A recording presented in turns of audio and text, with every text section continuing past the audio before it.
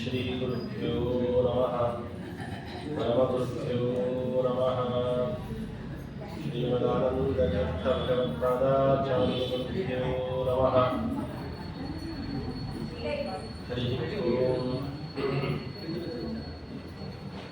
जयत्यजो खण्डगुणोरुमण्डलस्सदोदितो ज्ञानमरीचिमाली सुभक्तहारो च तमो निहन्ता व्यासावतारो हरिरात्मभास्करः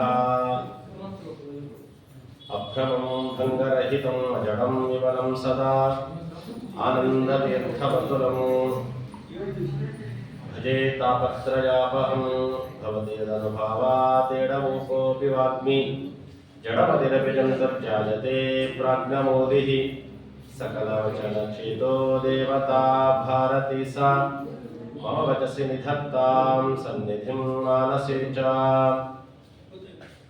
नमो वस्तात्विका देवाः विष्णुभक्तिपरायणाः धर्ममार्गे प्रेरयन्तु भवन्तः सर्वदेव हि चित्रैः पदैश्च गम्भीरे वाक्यैर्मानेन खण्डितैः गुरुभावं विञ्जयन्ति भातिश्री जगतीर्थवाक् अर्थिकल्पितकल्पोऽयं प्रत्यर्थिगजकेसरी व्यासतीर्थगुरुर्भूया तस्मदिष्टार्थसिद्धये तपो विद्याविरक्त्यादिसद्गुणौघाकरानहं वादिराजगुरुन् वन्दे हयग्रीवपदाश्रयान् पूज्याय राघवेन्द्राय सत्यधर्मरताय च भजतां कल्पवृक्षाय नमतां कामधेनवे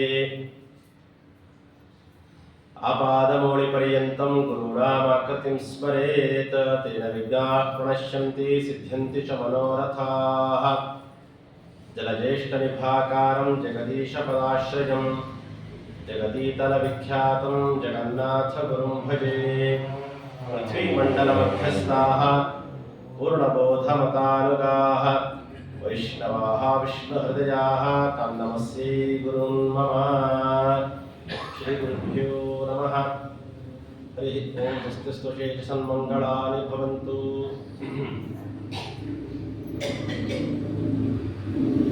ಶ್ರೀ ಹರಿವಾಯ ಗುರುಗಳ ಪಾದಾರವಿಂದಗಳಲ್ಲಿ ಭಕ್ತಿಪೂರ್ವಕವಾದಂತಹ ಸಾಷ್ಟಾಂಗ ನಮಸ್ಕಾರವನ್ನು ತಿಳಿಸ್ತಾ ಮುಂದಿನ ಒಂದು ವಾರಗಳ ತನಕ ಇಂದಿನಿಂದ ಪ್ರಾರಂಭ ಮಾಡಿ ಮಹಾನುಭಾವರಾದಂತಹ ಜಗನ್ನಾಥದಾಸರ ಮೇಲ್ಕೃತಿ ಅಂತ ಕರೆಸಿಕೊಂಡ ಕನ್ನಡದ ಶ್ರೀಮನ್ಯಾಯಸುಧೆ ಎಂದರೆ ಪ್ರಸಿದ್ಧವಾದಂತಹ ಅತ್ಯದ್ಭುತವಾದಂತಹ ಗ್ರಂಥ ಶ್ರೀ ಹರಿಕಥಾಮೃತ ಸಾರ. ಆ ಹರಿಕಥಾಮೃತ ಸಾರದ ಪ್ರಾರಂಭ ಮಾಡಿಕೊಂಡು ಎಷ್ಟು ಸಾಧ್ಯವೋ ಅಷ್ಟು ಅದರ ಚಿಂತನೆಯನ್ನ ಮಾಡುವಂತಹ ಪ್ರಯತ್ನವನ್ನು ಮಾಡ್ತೇನೆ. ಅದರ ಪ್ರಕಾರವಾಗಿಯೇ ತಿಳಿಸಿದ್ದಾರೆ. ಹಾಗಾಗಿ ಎಷ್ಟು ಸಾಧ್ಯವೋ ಅಷ್ಟು ಆ ಗ್ರಂಥದ ಆ ಕೃತಿಯ ಚಿಂತನೆಯನ್ನು ಮಾಡೋಣ.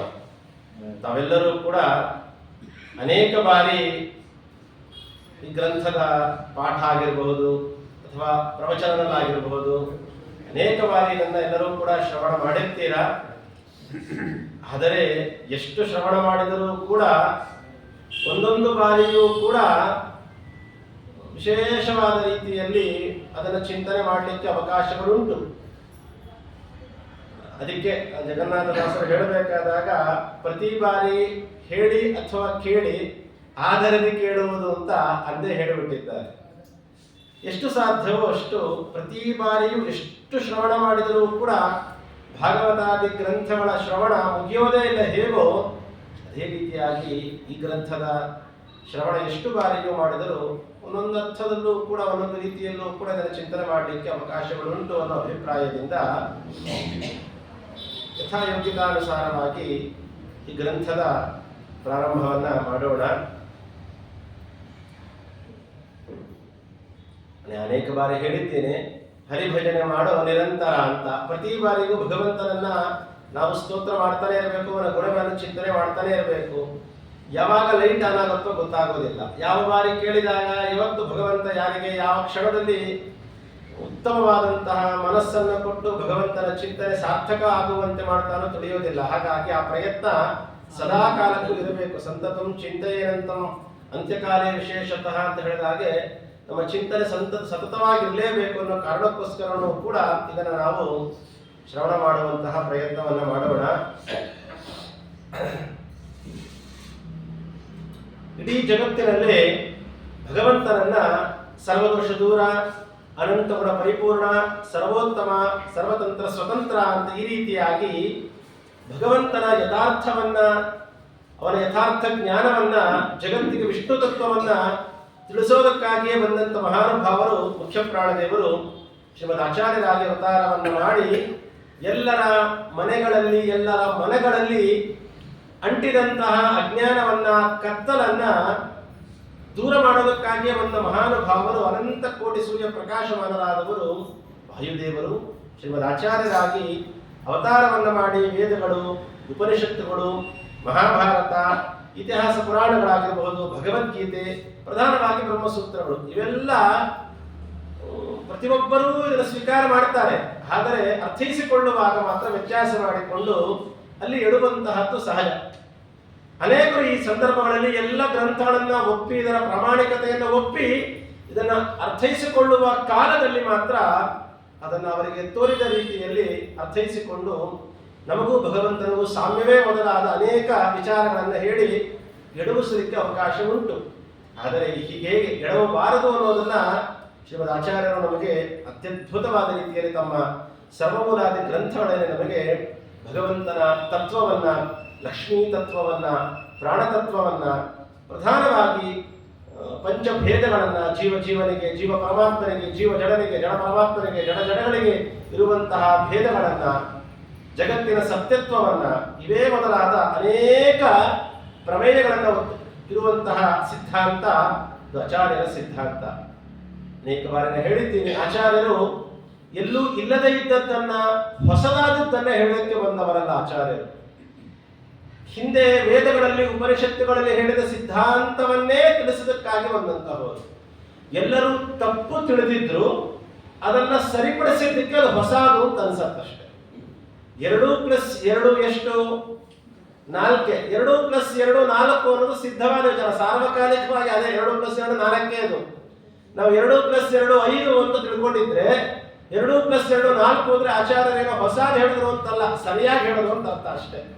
ಹಾಗೆ ಭಗವಂತನ ಸರ್ವೋತ್ತಮತ್ವ, ಸ್ವಾತಂತ್ರ್ಯಾದಿ ಗುಣಗಳೆಲ್ಲವೂ ಕೂಡ ಆಚಾರ್ಯರು ಹೊಸದಾಗಿ ತುಂಬಿದ್ದಲ್ಲ, ಹೊರತು ಇರುವ ತತ್ವಗಳನ್ನೇ ಆಚಾರ್ಯರು ಜಗತ್ತಿಗೆ ನೀಡುತ್ತಾರೆ ಮಹಾನುಭಾವರು, ಸಜ್ಜನರ ಉದ್ಧಾರಕ್ಕಾಗಿ ಅಂತ. ಹೀಗೆ ಆಚಾರ್ಯರು ರಚನೆ ಮಾಡಿದಂತಹ ಸರ್ವಮೂಲಾದಿಗಳ ಅಭಿಪ್ರಾಯವನ್ನ ನಮಗೆ ತಿಳಿಸೋದಕ್ಕಾಗಿ ಎಲ್ಲ ದೇವಾನುದೇವತೆಗಳು ಬರ್ತಾರೆ. ಅದು ಶೇಷದೇವರಿಂದ ಪ್ರಾರಂಭ ಮಾಡಿಕೊಂಡು ಎಲ್ಲ ದೇವಾನುದೇವತೆಗಳಿಗೂ ಕೂಡ ನಾವು ಶ್ರೀಮದ್ ಆಚಾರ್ಯರ ವೇದವ್ಯಾಸ ದೇವರ ಸೇವೆ ಗ್ರಂಥಗಳ ಮುಖಾಂತರ ಮಾಡಿ ಇನ್ನೊಂದು ಅರ್ಥದಲ್ಲಿ ಸಜ್ಜನರಿಗೆ ಅನುಕೂಲವಾಗುವುದಕ್ಕೋಸ್ಕರ ಅಂತಾರೆ ಪದ್ಮನಾಭ ತೀರ್ಥರಿಂದ ಪ್ರಾರಂಭ ಮಾಡಿಕೊಂಡು ಅನೇಕ ಜನ ದೇವಾನುದೇವತೆಗಳೆಲ್ಲರೂ ಕೂಡ ಅವತಾರಗಳನ್ನು ಮಾಡಿ ಆದ್ಯ ಟೀಕಾಕಾರದಿಂದ ಪ್ರಸಿದ್ಧರಾದ ಪದ್ಮನಾಭ ತೀರ್ಥರು, ನರಹರಿ ತೀರ್ಥರು, ಮಾಧವ ತೀರ್ಥರು, ಅಕ್ಷೋತ್ರಿ ತೀರ್ಥರು, ಟೀಕಾಕೃತ್ಪಾದರಿಂದಲೇ ಪ್ರಸಿದ್ಧರಾದಂತಹ ಶ್ರೀಮದ್ ಜಗತೀರ್ಥ ಗುರು ಸಾರ್ವಭೌಮರು, ಶ್ರೀಪಾದರಾಜರು, ಬ್ರಹ್ಮಣ್ಯ ತೀರ್ಥರು, ವ್ಯಾಸರಾಜರು, ವಾದಿರಾಜರು, ರಘುತ್ತಮ ತೀರ್ಥರು, ವಿಜೇಂದ್ರ ಸ್ವಾಮಿಗಳು, ಮಂತ್ರಾಲಯ ಪ್ರಭುಗಳು, ಹೀಗೆ ಅನೇಕ ಜನ ಮಹಾನುಭಾವರೆಲ್ಲರೂ ಕೂಡ ಅವತಾರವನ್ನ ಮಾಡಿ ವೇದವ್ಯಾಸ ದೇವರ ಅಭಿಪ್ರಾಯವನ್ನ ತಿಳಿಸಿದಂತಹ ಶ್ರೀಮದಾಚಾರ್ಯರ ಅಭಿಪ್ರಾಯವನ್ನ, ಟೀಕಾಕೃತ್ಪಾದರ ಅಭಿಪ್ರಾಯವನ್ನ, ಹೀಗೆ ಅನೇಕ ತಮ್ಮ ಗ್ರಂಥಗಳ, ಕೃತಿಗಳ ರಚನೆ ಮಾಡುವ ಮುಖಾಂತರ ಸಜ್ಜನರಿಗೆ ಅದರ ಅಭಿಪ್ರಾಯವನ್ನ ತಿಳಿಸಿ, ಅದರ ಮುಖಾಂತರ ಪ್ರತಿಯೊಬ್ಬರ ಮನಸ್ಸಿನಲ್ಲಿ ಪ್ರಾಣತತ್ವದ ಬಗ್ಗೆ, ವಿಷ್ಣು ತತ್ವದ ಬಗ್ಗೆ, ಜಗತ್ತಿನ ಸತ್ಯತ್ವದ ಬಗ್ಗೆ ಇರುವಂತಹ ತಪ್ಪು ತಿಳುವಳಿಕೆಯ ಆ ಕತ್ತಲನ್ನು ಹೋಗಲಾಡಿಸುವಲ್ಲಿ ಅನೇಕ ಜನ ಮಹನೀಯರು ನಮಗೆ ಅನುಕೂಲ ಮಾಡಿಕೊಟ್ಟಿದ್ದಾರೆ. ಆದರೆ ಒಂದರ್ಥದಲ್ಲಿ ಎಲ್ಲ ಜ್ಞಾನಿಗಳು ನಮಗೆ ಎಟುಕದ ರೀತಿಯಲ್ಲಿ ಅನ್ನೋ ಅಭಿಪ್ರಾಯ, ಅಷ್ಟು ಆಲಸ್ಯವಾದಿಗಳು, ಸೋಮಾರಿಗಳಾಗಿದ್ದೇವೆ ಅನ್ನೋ ಅಭಿಪ್ರಾಯ ಹೇಳಬಹುದು. ಬೇಕಾದರೆ ಒಂದರ್ಥದಲ್ಲಿ ಅತ್ಯಂತ ಪಾಮರರೂ ಹೌದು, ಇನ್ನೊಂದರ್ಥದಲ್ಲಿ ಚೆನ್ನಾಗಿ ಸಂಸ್ಕೃತವನ್ನ ಚೆನ್ನಾಗಿ ಅಧ್ಯಯನ ಮಾಡಿ, ನ್ಯಾಯ ವ್ಯಾಕರಣಾದಿಗಳನ್ನು ಅಧ್ಯಯನ ಮಾಡಿ, ಜೊತೆಯಲ್ಲಿ ಅದರ ಜ್ಞಾನವನ್ನು ಪಡೆದುಕೊಂಡು ಅದರ ಮುಖಾಂತರ ಸಂಸ್ಕೃತ ಗ್ರಂಥಗಳನ್ನ ಅಧ್ಯಯನ ಮಾಡುವ ಮುಖಾಂತರ ಭಗವಂತನ ತತ್ವಗಳನ್ನು ತಿಳಿಯುವುದು ಒಂದು ಕಡೆ ಆದರೆ, ಎಲ್ಲರಿಗೂ ಕೂಡ ಇದು ಸುಲಭಕ್ಕೆ ಎಟುಕುವಂತಹದ್ದಲ್ಲ ಅಂತ ಯೋಚನೆ ಮಾಡಿ ಇನ್ನನೇಕ ಜನ ಮಹಾಜ್ಞಾನಿಗಳು ಕೂಡ ಅದೇ ವೇದವ್ಯಾಸ ದೇವರ ಶ್ರೀಮದ್ ಆಚಾರ್ಯರ ತತ್ವಗಳ ಅಭಿಪ್ರಾಯವನ್ನ ಪಾಮರರಿಗೂ ಕೂಡ ಸಿಗುವಂತೆ ಮಾಡಿ, ಸ್ತ್ರೀಯರಿಗೂ ಪಾಮರರಿಗೂ ಯಾರ್ಯಾರಿಗೂ ಸಾಧ್ಯ ಇಲ್ಲವೋ ಸಂಸ್ಕೃತಾದಿ ಗ್ರಂಥಗಳನ್ನ ಅಧ್ಯಯನ ಮಾಡಿ ಅದರ ಮುಖಾಂತರ ಆಚಾರ್ಯರ ಅಭಿಪ್ರಾಯವನ್ನ ತಿಳಿದುಕೊಳ್ಳೋದಕ್ಕೆ ಯಾರ್ಯಾರಿಗೆ ಸಾಮಾನ್ಯರಿಗೆ ಸಾಧ್ಯ ಇಲ್ಲವೋ ಅವರೆಲ್ಲರಿಗೂ ಕೂಡ ಅತ್ಯಂತ ಅನುಕೂಲವಾಗಲಿ ಎನ್ನುವ ಕಾರಣಕ್ಕೋಸ್ಕರ ನಾವು ಮಾತನಾಡುವಂತಹ ಪ್ರಾದೇಶಿಕ ಭಾಷೆಗಳಲ್ಲೂ ಕೂಡ ಭಗವಂತನ ತತ್ವ ಪ್ರತಿಯೊಬ್ಬರಿಗೂ ಕೂಡ ತಲುಪಬೇಕು ಅನ್ನೋ ಕಾರಣಕ್ಕೋಸ್ಕರನೇ ಸಾಹಿತ್ಯದಲ್ಲಿ ವ್ಯತ್ಯಾಸ ಮಾಡಿ ಅದು ವ್ಯಾಸ ಸಾಹಿತ್ಯ ಅದರ ಜೊತೆಯಲ್ಲಿ ದಾಸ ಸಾಹಿತ್ಯವನ್ನ ರಚನೆ ಮಾಡುವ ಮುಖಾಂತರ ಪ್ರತಿಯೊಬ್ಬರಿಗೂ ಕೂಡ ಭಗವಂತನ ತತ್ವ ಇದು ಅತ್ಯಂತ ಅನಿವಾರ್ಯ, ಅದರಿಂದಲೇ ಮೋಕ್ಷ ಅನ್ನೋದನ್ನ ತಿಳಿಸಿಕೊಡ್ತಾರೆ. ಇಲ್ಲಿ ಒಂದು ಸ್ವಲ್ಪ ನಾವು ಒಂದು ಚೂರು ವ್ಯತ್ಯಾಸ ಮಾಡಿಕೊಳ್ಬೇಕು.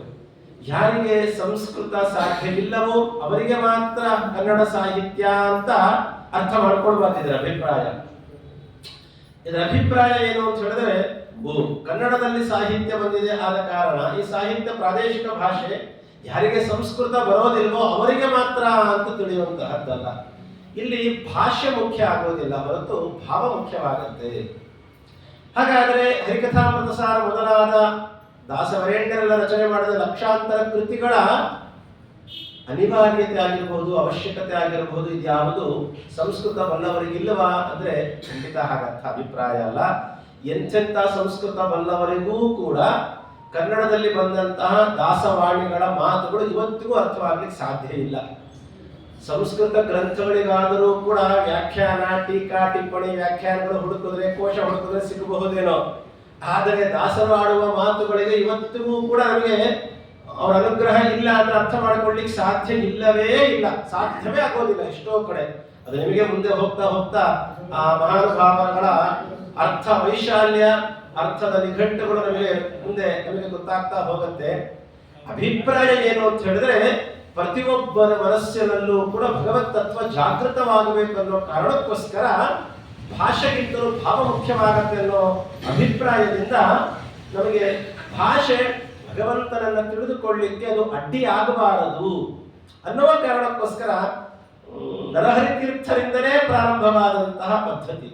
ಮಹಾನುಭಾವರು ಕನ್ನಡದಲ್ಲೇ ದೇವರ ನಾಮಗಳನ್ನ ಮಾಡುವಂತಹ ಅಭ್ಯಾಸವನ್ನ ಮಾಡುತ್ತಾರೆ. ಅದಾದ ಮೇಲೆ ಅದನ್ನ ಚೆನ್ನಾಗಿ ಜಾಗೃತಿಗೊಳಿಸಿದವರು ಶ್ರೀಪಾದರಾಜರು, ಅದನ್ನ ಶ್ರೀಮಂತಗೊಳಿಸಲಿಕ್ಕೆ ಪ್ರಾರಂಭ ಮಾಡಿದವರು ವ್ಯಾಸರಾಜರು. ಅವರು ಮಾಡಿ ಅವರ ಶಿಷ್ಯರಾದಂತಹ ಪುರಂದರದಾಸರು, ಕನಕದಾಸರಿಂದ ಅದನ್ನ ಜಗತ್ತಿನಲ್ಲಿ ಹೆಮ್ಮರವಾಗಿ ಬೆಳೆಯುವಂತೆ ಮಾಡುತ್ತಾರೆ. ಪುರಂದರದಾಸರು, ಕನಕದಾಸರ ಮಹಾನುಭಾವರೆಲ್ಲರೂ ಕೂಡ ಅದನ್ನು ಹೆಮ್ಮರವಾಗಿ ಬೆಳೆಸುತ್ತಾರೆ. ವಿಜಯದಾಸರಂತ ಮಹಾನುಭಾವರು ಅದರಲ್ಲಿ ಹೂ ಬಿಡುವಂತೆ ಮಾಡುತ್ತಾರೆ. ಅದು ನಮಗೆ ಹಣ್ಣಾಗಿ ಸಿಕ್ಕದ್ದು ಎಲ್ಲಿ ಅಂತ ಹೇಳಿದರೆ, ಜಗನ್ನಾಥದಾಸರು ಹರಿಕಥಾಮೃತ ಸಾರವೆಂಬಂತಹ ಉತ್ತಮವಾದಂತಹ ಗ್ರಂಥ ರತ್ನವನ್ನ, ಕೃತಿಯನ್ನ ಅಮೃತ ತುಂಬಿದ ಫಲ ಹರಿಕಥಾಮೃತದ ಸಾರ, ಅಲ್ಲಿ ಭಾಗವತ ಹೇಗೆ ಹಣ್ಣು ಅಂತ ವರ್ಣನೆ ಮಾಡ್ತಾರೋ ಹಾಗೆ ಅದೇ ರೀತಿಯಲ್ಲಿ ದಾಸ ಸಾಹಿತ್ಯದಲ್ಲಿ ಅತ್ಯಂತ ಅಮೃತವೇ ತುಂಬಿದ, ಅಮೃತದ ರಸ ತುಂಬಿದಂತಹ ಅತ್ಯಂತ ಪರಿಪಕ್ವವಾದಂತಹ ಅದ್ಭುತವಾದಂತಹ ಹಣ್ಣು ಅಂದರೆ ಅದು ಜಗನ್ನಾಥದಾಸರಿಂದ ರಚಿತವಾದಂತಹ ಹರಿಕಥಾಮೃತ ಸಾರ. ಹಾಗಾಗಿ ಹೀಗೆ ಅನೇಕ ಮಹಾನುಭಾವರ ಎಲ್ಲ ಜ್ಞಾನಿಗಳ ಮೂಲ ಉದ್ದೇಶ ಏನು ಅಂತ ಹೇಳಿದ್ರೆ, ಜಗತ್ತಿನಲ್ಲಿ ಪ್ರತಿಯೊಬ್ಬರೂ ಕೂಡ ತಿಳಿಯಲೇಬೇಕಾದಂತಹ ತತ್ವಗಳು ಭಗವತ್ ತತ್ವ, ವಿಷ್ಣು ತತ್ವವನ್ನು ಚೆನ್ನಾಗಿ ತಿಳಿದು ಅವರ ಅನುಗ್ರಹದಿಂದ ಮೋಕ್ಷವನ್ನು ಪಡೆಯಬೇಕು ಅನ್ನೋ ಕಾರಣಕ್ಕೋಸ್ಕರನೇ ಈ ಎಲ್ಲ ಕೃತಿಗಳು ಹೊರಟದ್ದು. ಹಾಗಾಗಿ ಎಲ್ಲ ಮಹಾನುಭಾವರುಗಳು ಈ ಕೃತಿಗಳನ್ನು ರಚನೆ ಮಾಡಿದ್ದು ಯಾರಿಗೋಸ್ಕರ? ಕೇವಲ ಅವರಿಗೋಸ್ಕರ ಮಾತ್ರ ಅಂತಲ್ಲ. ತಾವು ಕೀರ್ತಿಯನ್ನು ಸಂಪಾದನೆ ಮಾಡಬೇಕು ಅನ್ನೋ ಅಭಿಪ್ರಾಯ ಅವರಿಗೆ ಸರ್ವಾತ್ಮನೇ ಇಲ್ಲ. ಅವರೆಲ್ಲ ಮಹಾನುಭಾವರು, ದೇವತೆಗಳು, ಅವರಿಗಾಗಲೇ ಭಗವಂತ ಸೈನ್ ಹಾಕಿ ಇಟ್ಬಿಟ್ಟಿದ್ದಾನೆ, ನಿಮಗೆ ಮೋಕ್ಷ ಕಟ್ಟಿಟ್ಟು ಬುತ್ತಿ ಅಂತ. ಅವರ ಪಡೆಗೂ ಸಾಧನೆ ಮಾಡ್ಕೊಳ್ತಾರೆ, ಹೋಗ್ತಾ ಇರ್ತಾರೆ.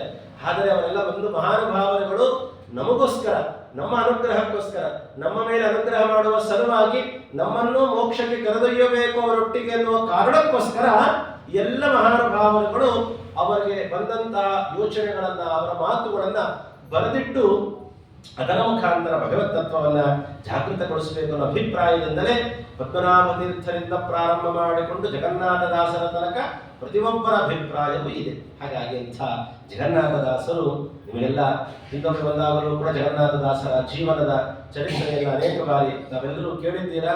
ಆದರೂ ಕೂಡ ಜಗನ್ನಾಥದಾಸರ ಒಂದು ಕಿರು ಪರಿಚಯ ಅಂತ ಹೇಳಿದ್ರೆ ಮಹಾನುಭಾವರು ದಾಸ ಚತುಷ್ಟಯರು ಅಂತ ಪ್ರಧಾನವಾದವರು. ಪುರಂದರದಾಸರು, ವಿಜಯದಾಸರು, ಗೋಪಾಲದಾಸರು, ಜಗನ್ನಾಥದಾಸರು ಅಂತ ದಾಸ ಚತುಷ್ಟಯರು, ಹರಿದಾಸ ಚತುಷ್ಟಯರು ಅಂತ 4 ಜನ ಪ್ರಧಾನವಾದಂತಹ ಆ ದಾಸ ಸಾಹಿತ್ಯದ ಪರಂಪರೆಯಲ್ಲಿ ಬಂದ ಮಹಾ ನಕ್ಷತ್ರಗಳು ಅಂತ ಕರೀಬಹುದು. ಅಂಥ 4ರಲ್ಲಿ ಒಬ್ಬರಾದಂತಹವರು ಮಹಾನುಭಾವರಾದ ಜಗನ್ನಾಥದಾಸರು. ಜಗನ್ನಾಥದಾಸರು ರಾಯಚೂರು ಜಿಲ್ಲೆಯ ಹತ್ತಿರ ಮಾನವಿ ಎನ್ನುವ ತಾಲೂಕಿನಲ್ಲಿ ಅವತಾರ ಮಾಡುತ್ತಾರೆ. ಅವರ ತಂದೆ ನರಸಪ್ಪ ಅಂತ ಹೇಳಿ, ತಾಯಿ ಲಕ್ಷ್ಮಮ್ಮ ಅಂತ ಹರಿಸ್ಯಪುತ್ರದಲ್ಲಿ ಅವತಾರವನ್ನು ಮಾಡ್ತಾರೆ. ಯಜುರ್ವೇದಿಗಳು ಯಜುಶಾಖೆಯ ಮನೆತನದಲ್ಲಿ ಅವತಾರ ಮಾಡಿ ಅನೇಕ ವರ್ಷಗಳ ಕಾಲ ಅವರ ತಂದೆ ತಾಯಿಗಳು ತಿರುಪತಿ ತಿಮ್ಮಪ್ಪನಾದಂತಹ ಶ್ರೀನಿವಾಸನ ಸೇವೆಯನ್ನ ಮಾಡಿ ಆ ಶ್ರೀನಿವಾಸನ ಅನುಗ್ರಹದಿಂದಲೇ ಅವತಾರ ಮಾಡಿದವರು ಜಗನ್ನಾಥದಾಸರು. ಅವರ ಅನುಗ್ರಹದಿಂದ ಅವತಾರ ಮಾಡಿದ ಕಾರಣ ಅವರಿಗೆ ಶ್ರೀನಿವಾಸಾಚಾರ್ಯರು ಅಂತಲೇ ಪ್ರಸಿದ್ಧರಾಗ್ತಾರೆ. ಶ್ರೀನಿವಾಸ ಅಂದರೆ ನಾಮಕರಣ ಮಾಡ್ತಾರೆ. ಆ ನಾಮಕರಣ ಮುಗಿದ ಮೇಲೆ ಮುಂದೆ ಮಂತ್ರಾಲಯ ಪ್ರಭುಗಳ ಪೀಠದಲ್ಲಿ ಬಂದಂತಹ ವರದೇಂದ್ರ ತೀರ್ಥರು ಅಂತ ಅವರ ಹತ್ತಿರ ವಿಶೇಷವಾದಂತಹ ಅಧ್ಯಯನವನ್ನು ಮಾಡುತ್ತಾರೆ. ಸತ್ಯಬೋಧ ತೀರ್ಥ ಶ್ರೀಪಾದಗಳವರ ಅನುಗ್ರಹವನ್ನು ಪಡ್ಕೊಡುತ್ತಾರೆ. ಹೀಗೆ ಅವರ ಸಮಕಾಲೀನರಾದಂತಹ ಅನೇಕ ಮಹಾನುಭಾವರಿದ್ದಾರೆ. ಅವರಿಗಿಂತಲೂ ಹಿರಿಯರ ಅವರ ಎಲ್ಲ ಗುರುಗಳ ಅನುಗ್ರಹದಿಂದ ಪಾಂಡಿತ್ಯದ ಮೇರು ಶಿಖರ ಪ್ರಾಯರಾಗಿ ಬೆಳೀತಾರೆ. ಎಲ್ಲ ಗ್ರಂಥಗಳಲ್ಲೂ ಕೂಡ ತಲಸ್ಪರ್ಶಿಯಾದಂತಹ ಜ್ಞಾನ ಅವರು. ನ್ಯಾಯ ಆಗಿರಬಹುದು, ವ್ಯಾಕರಣ ಆಗಿರಬಹುದು, ವೇದಾಂತ ಆಗಿರಬಹುದು, ವೇದ ಆಗಿರಬಹುದು, ಉಪನಿಷತ್ತುಗಳ ವಿಚಾರದಲ್ಲಾಗಿರಬಹುದು, ಅಲಂಕಾರದಲ್ಲಾಗಿರಬಹುದು, ಎಲ್ಲದರಲ್ಲೂ ತಲಸ್ಪರ್ಶಿಯಾದಂತಹ ಜ್ಞಾನವನ್ನು ಪಡೀತಾರೆ. ಒಂದರ್ಥದಲ್ಲಿ ಹೇಳಬೇಕಾದ್ರೆ ಟೀಕಾಕೃತ್ಪಾದರ ಶ್ರೀಮನ್ಯಾಯಸುಧೆಯನ್ನ ಕನಿಷ್ಠ ಪಕ್ಷ 40 ಬಾರಿ ಅದನ್ನ ಅಧ್ಯಯನ ಮಾಡಿದ್ದಾರೆ. ಯೋಚನೆ ಮಾಡಿ ಹೇಗಿರಬೇಕು. ಒಂದು ಬಾರಿ ಓದಲಿಕ್ಕೆ ಜನ್ಮ ಜನ್ಮಾಂತರಗಳ ಪುಣ್ಯ, ಈ ಜನ್ಮದಲ್ಲಿ ಪುಣ್ಯ, ಅದರ ಪರಿಶ್ರಮ ಎಷ್ಟು ಬೇಕಂತ ನಮಗೆ ಗೊತ್ತಾಗ್ತಾ ಹೋಗುತ್ತೆ. ಹಾಗಿರ್ಬೇಕಾದಾಗ ಅದನ್ನು ಒಂದ್ಸತಿ ಓದ ಹಬ್ಬ ಮುಗೀತು, ಇನ್ನು ನನಗೋದಕ್ಕೂ ಸಂಬಂಧವೇ ಇಲ್ಲ. ಒಂದ್ಸತಿ ಶಾಲೆ ಹೊದಿಸ್ಕೊಂಡು ಆಚೆ ಬಂದ್ಬಿಟ್ರೆ ಮುಖದಲ್ಲಿ ನಾನು ಯಾವತ್ತು ಪುಸ್ತಕ ಜಾಡಿಸ್ಬೇಕು ಅನ್ಸೋಷ್ಟು ಮಟ್ಟಿಗೆ ಇರ್ತೀವಿ ನಾವಾದ್ರೆ. ಆ ಮಹಾನುಭಾವರುಗಳು ಒಂದೊಂದು ಬಾರಿ ಓದಿದಾಗಲೂ ಕೂಡ ಅದ್ಭುತವಾದಂತಹ ಅರ್ಥಗಳನ್ನ ಆ ನ್ಯಾಯಸುದ್ಧಿಯಲ್ಲಿ ಟೀಕಾಕೃತ್ಪಾದರು ತುಂಬಿದ್ದಾರೆ. ವಿಜೇಂದ್ರ ಸ್ವಾಮಿಗಳಂತೂ ವ್ಯಾಸರಾಜರ ಬಾಯಲ್ಲಿ 9 ಬಾರಿ ಸಮಗ್ರ ಸುದ್ದಿಯನ್ನ ಅಧ್ಯಯನ ಮಾಡಿದರು ಅಂತ ಅವರ ಜೀವನದಲ್ಲೂ ಕೇಳ್ತೀವಿ ನಾವು. ಹೀಗೆ ಅಂಥ ಪಾಂಡಿತ್ಯವನ್ನ ಹೊಂದಿದವರು ಶ್ರೀನಿವಾಸಾಚಾರ್ಯರು. ಆದರೆ ಅವರಿಗೊಂದು ಪ್ರಾರಬ್ಧಕ್ಕೆ ಒಂದು ಅಹಂಕಾರ ಇತ್ತು ಅವರಿಗೆ. ಅಂದ್ರೆ ನಾನು ಸಂಸ್ಕೃತ ಪಂಡಿತ, ನ್ಯಾಯಸುಧಾದಿ ಗ್ರಂಥಗಳನ್ನ, ವ್ಯಾಸತ್ರಯಾದಿ ಗ್ರಂಥಗಳನ್ನು ಅಧ್ಯಯನ ಮಾಡಿದವನು. ಈ ಕನ್ನಡದಲ್ಲಿ ಬರೆದಂತಹ ಕೃತಿಗಳು ಅದೆಲ್ಲ ನಮ್ಮಂತ ಪ್ರಾರಂಭದಲ್ಲಿ ಹೇಳಿದೆ. ಅದಕ್ಕೆ ಯಾರೋ ಇನ್ಯಾರನೋ ಆದರ್ಶವಾಗಿ ಇಟ್ಕೊಳ್ಳೋದು ಬೇಡ.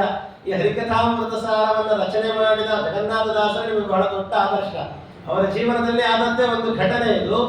ವಿಜಯದಾಸರು ಅವರಿಗೆ ಮಾಡಿದ ಅಪಮಾನ ಅದನ್ನು ನಾವು ಕೇಳ್ತೀವಿ. ಇದಕ್ಕೆ ಕಾರಣ ಏನು ಅಂದ್ರೆ ಅಲ್ಲಿ ಏನೂ ಬರದೇ ಇದ್ದವ್ರಿಗೆ ಮಾತ್ರ ಕನ್ನಡದ ಕೃತಿಗಳು, ಕನ್ನಡದ ಸಾಹಿತ್ಯ ಬೇಕಾಗತ್ತೆ. ಇದರ ನಮ್ಮಂತವ್ರಿಗಲ್ಲ, ನಮ್ಮ ಯೋಗ್ಯತೆಯೇ ಬೇರೆ ಅನ್ನುವ ಅಹಂಕಾರ ಅವರಲ್ಲಿ ಬಹಳ ಚೆನ್ನಾಗಿ ಜಾಗೃತವಾಗಿತ್ತು. ಅವರು ಕರೆದಾಗ ಹೊಟ್ಟೆ ನೋವು ಅಂತ ಹೇಳಿ ತಪ್ಪಿಸ್ಕೊಂಡಿದ್ದಕ್ಕೆ ಮುಂದೆ ಬಂದಂತ ಉದರದ ಬಾಧೆ, ಹಾಗೆ ಹೇಳಿದಾಗ ಜೀವನದ ಚರಿತ್ರೆ ನೀವೆಲ್ಲ ಕೇಳಿದ್ದೀರಾ. ಅದನ್ನ ಪರಿಹಾರ ಮಾಡಿಕೊಳ್ಳೋಕ್ಕೋಸ್ಕರ ಇಡೀ ಭಾರತಾದ್ಯಂತ ಎಲ್ಲ ಕ್ಷೇತ್ರಗಳನ್ನ ಸಂಚಾರ ಮಾಡ್ತಾರೆ.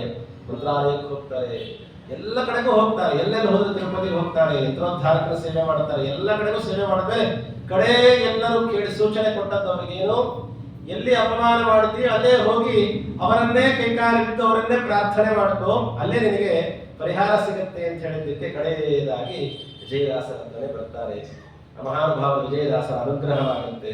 ಆ ಮಹಾನುಭಾವ ವಿಜಯದಾಸರ ಕಾರುಣ್ಯ ನೋಡ್ರಿ. ನಾವೇನಾದ್ರೂ ನಮ್ಗೆ ಅವಮಾನ ಮಾಡಿದವರು, ನಮ್ಗೆ ಹೀಗೆಲ್ಲ ಮಾಡಿದವರು ಏನಾದ್ರು ಬಂದು ಕೇಳ್ಕೊಂಡ್ರೆ ಅದನ್ನ ದೊಡ್ಡ ಸ್ಥಿತಿಯಾಗಿ ನಾವು ತಗೊಂಡು ಅವರಿಗೆ ಹೇಗ್ ಬೇಕೋ ಉದಾಸೀನವಾಗಿ ಸುಮ್ಮನೆ ಆಯ್ತು ಹೋಗಿ ಮಾಡಿದ್ದೀನಿ, ಕ್ಷಮಿಸಿದ್ದೀನಿ ಅಂತ ಹೇಳಿ ಕಳಿಸ್ತಿಲ್ಲ. ಅವರ ಯೋಗ್ಯತೆ ಗೊತ್ತಿತ್ತು. ಅವರನ್ನ ಕರ್ಕೊಂಡು ಕೂಡಿಸ್ಕೊಂಡು ಅವರಿಗೆ ಎಲ್ಲ ವಿಧವಾದಂತಹ ಉದರ ಬಾಧೆಯಿಂದ ಮೊದಲುಗೊಂಡು ಎಲ್ಲ ವಿಧವಾದ ತಾಪಗಳನ್ನು ಕಳೆದು ಹಾಕಿ ಜೊತೆಯಲ್ಲಿ ಅವರಿಗೆ ಮಾರ್ಗದರ್ಶನ ಮಾಡ್ತಾರೆ.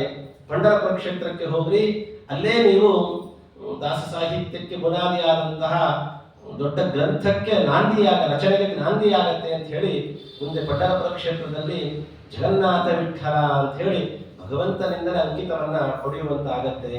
ಅಷ್ಟೇ ಅಲ್ಲ, ಅವರ ಆಯುಷ್ಯವನ್ನು ನೋಡಿದಂತಹ ವಿಜಯದಾಸರು ತಮ್ಮ ಶಿಷ್ಯರಾದಂತಹ ಗೋಪಾಲದಾಸರಿಂದ ಜಗನ್ನಾಥದಾಸರಿಗೆ 40 ವರ್ಷ ಆಯುರ್ದಾನವನ್ನ ಮಾಡಿಸ್ತಾರೆ.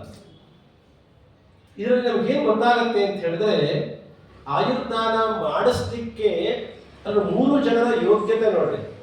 ಮಾಡುವಂತ ಹೇಳುವವರ ಯೋಗ್ಯತೆ, ಅದನ್ನ ಆಯುರ್ದಾನ ಮಾಡುವಂತಹ ಗೋಪಾಲದಾಸರ ಯೋಗ್ಯತೆ, ಅವರೇನೋ ದಾನ ಕೊಟ್ಟರು ಅದನ್ನು ಸ್ವೀಕಾರ ಮಾಡ್ಲಿಕ್ಕೂ ಒಂದು ಯೋಗ್ಯತೆ ಬೇಕಲ್ಲ. ಜಗನ್ನಾಥದಾಸರ ಯೋಗ್ಯತೆ ನೋಡ್ರಿ.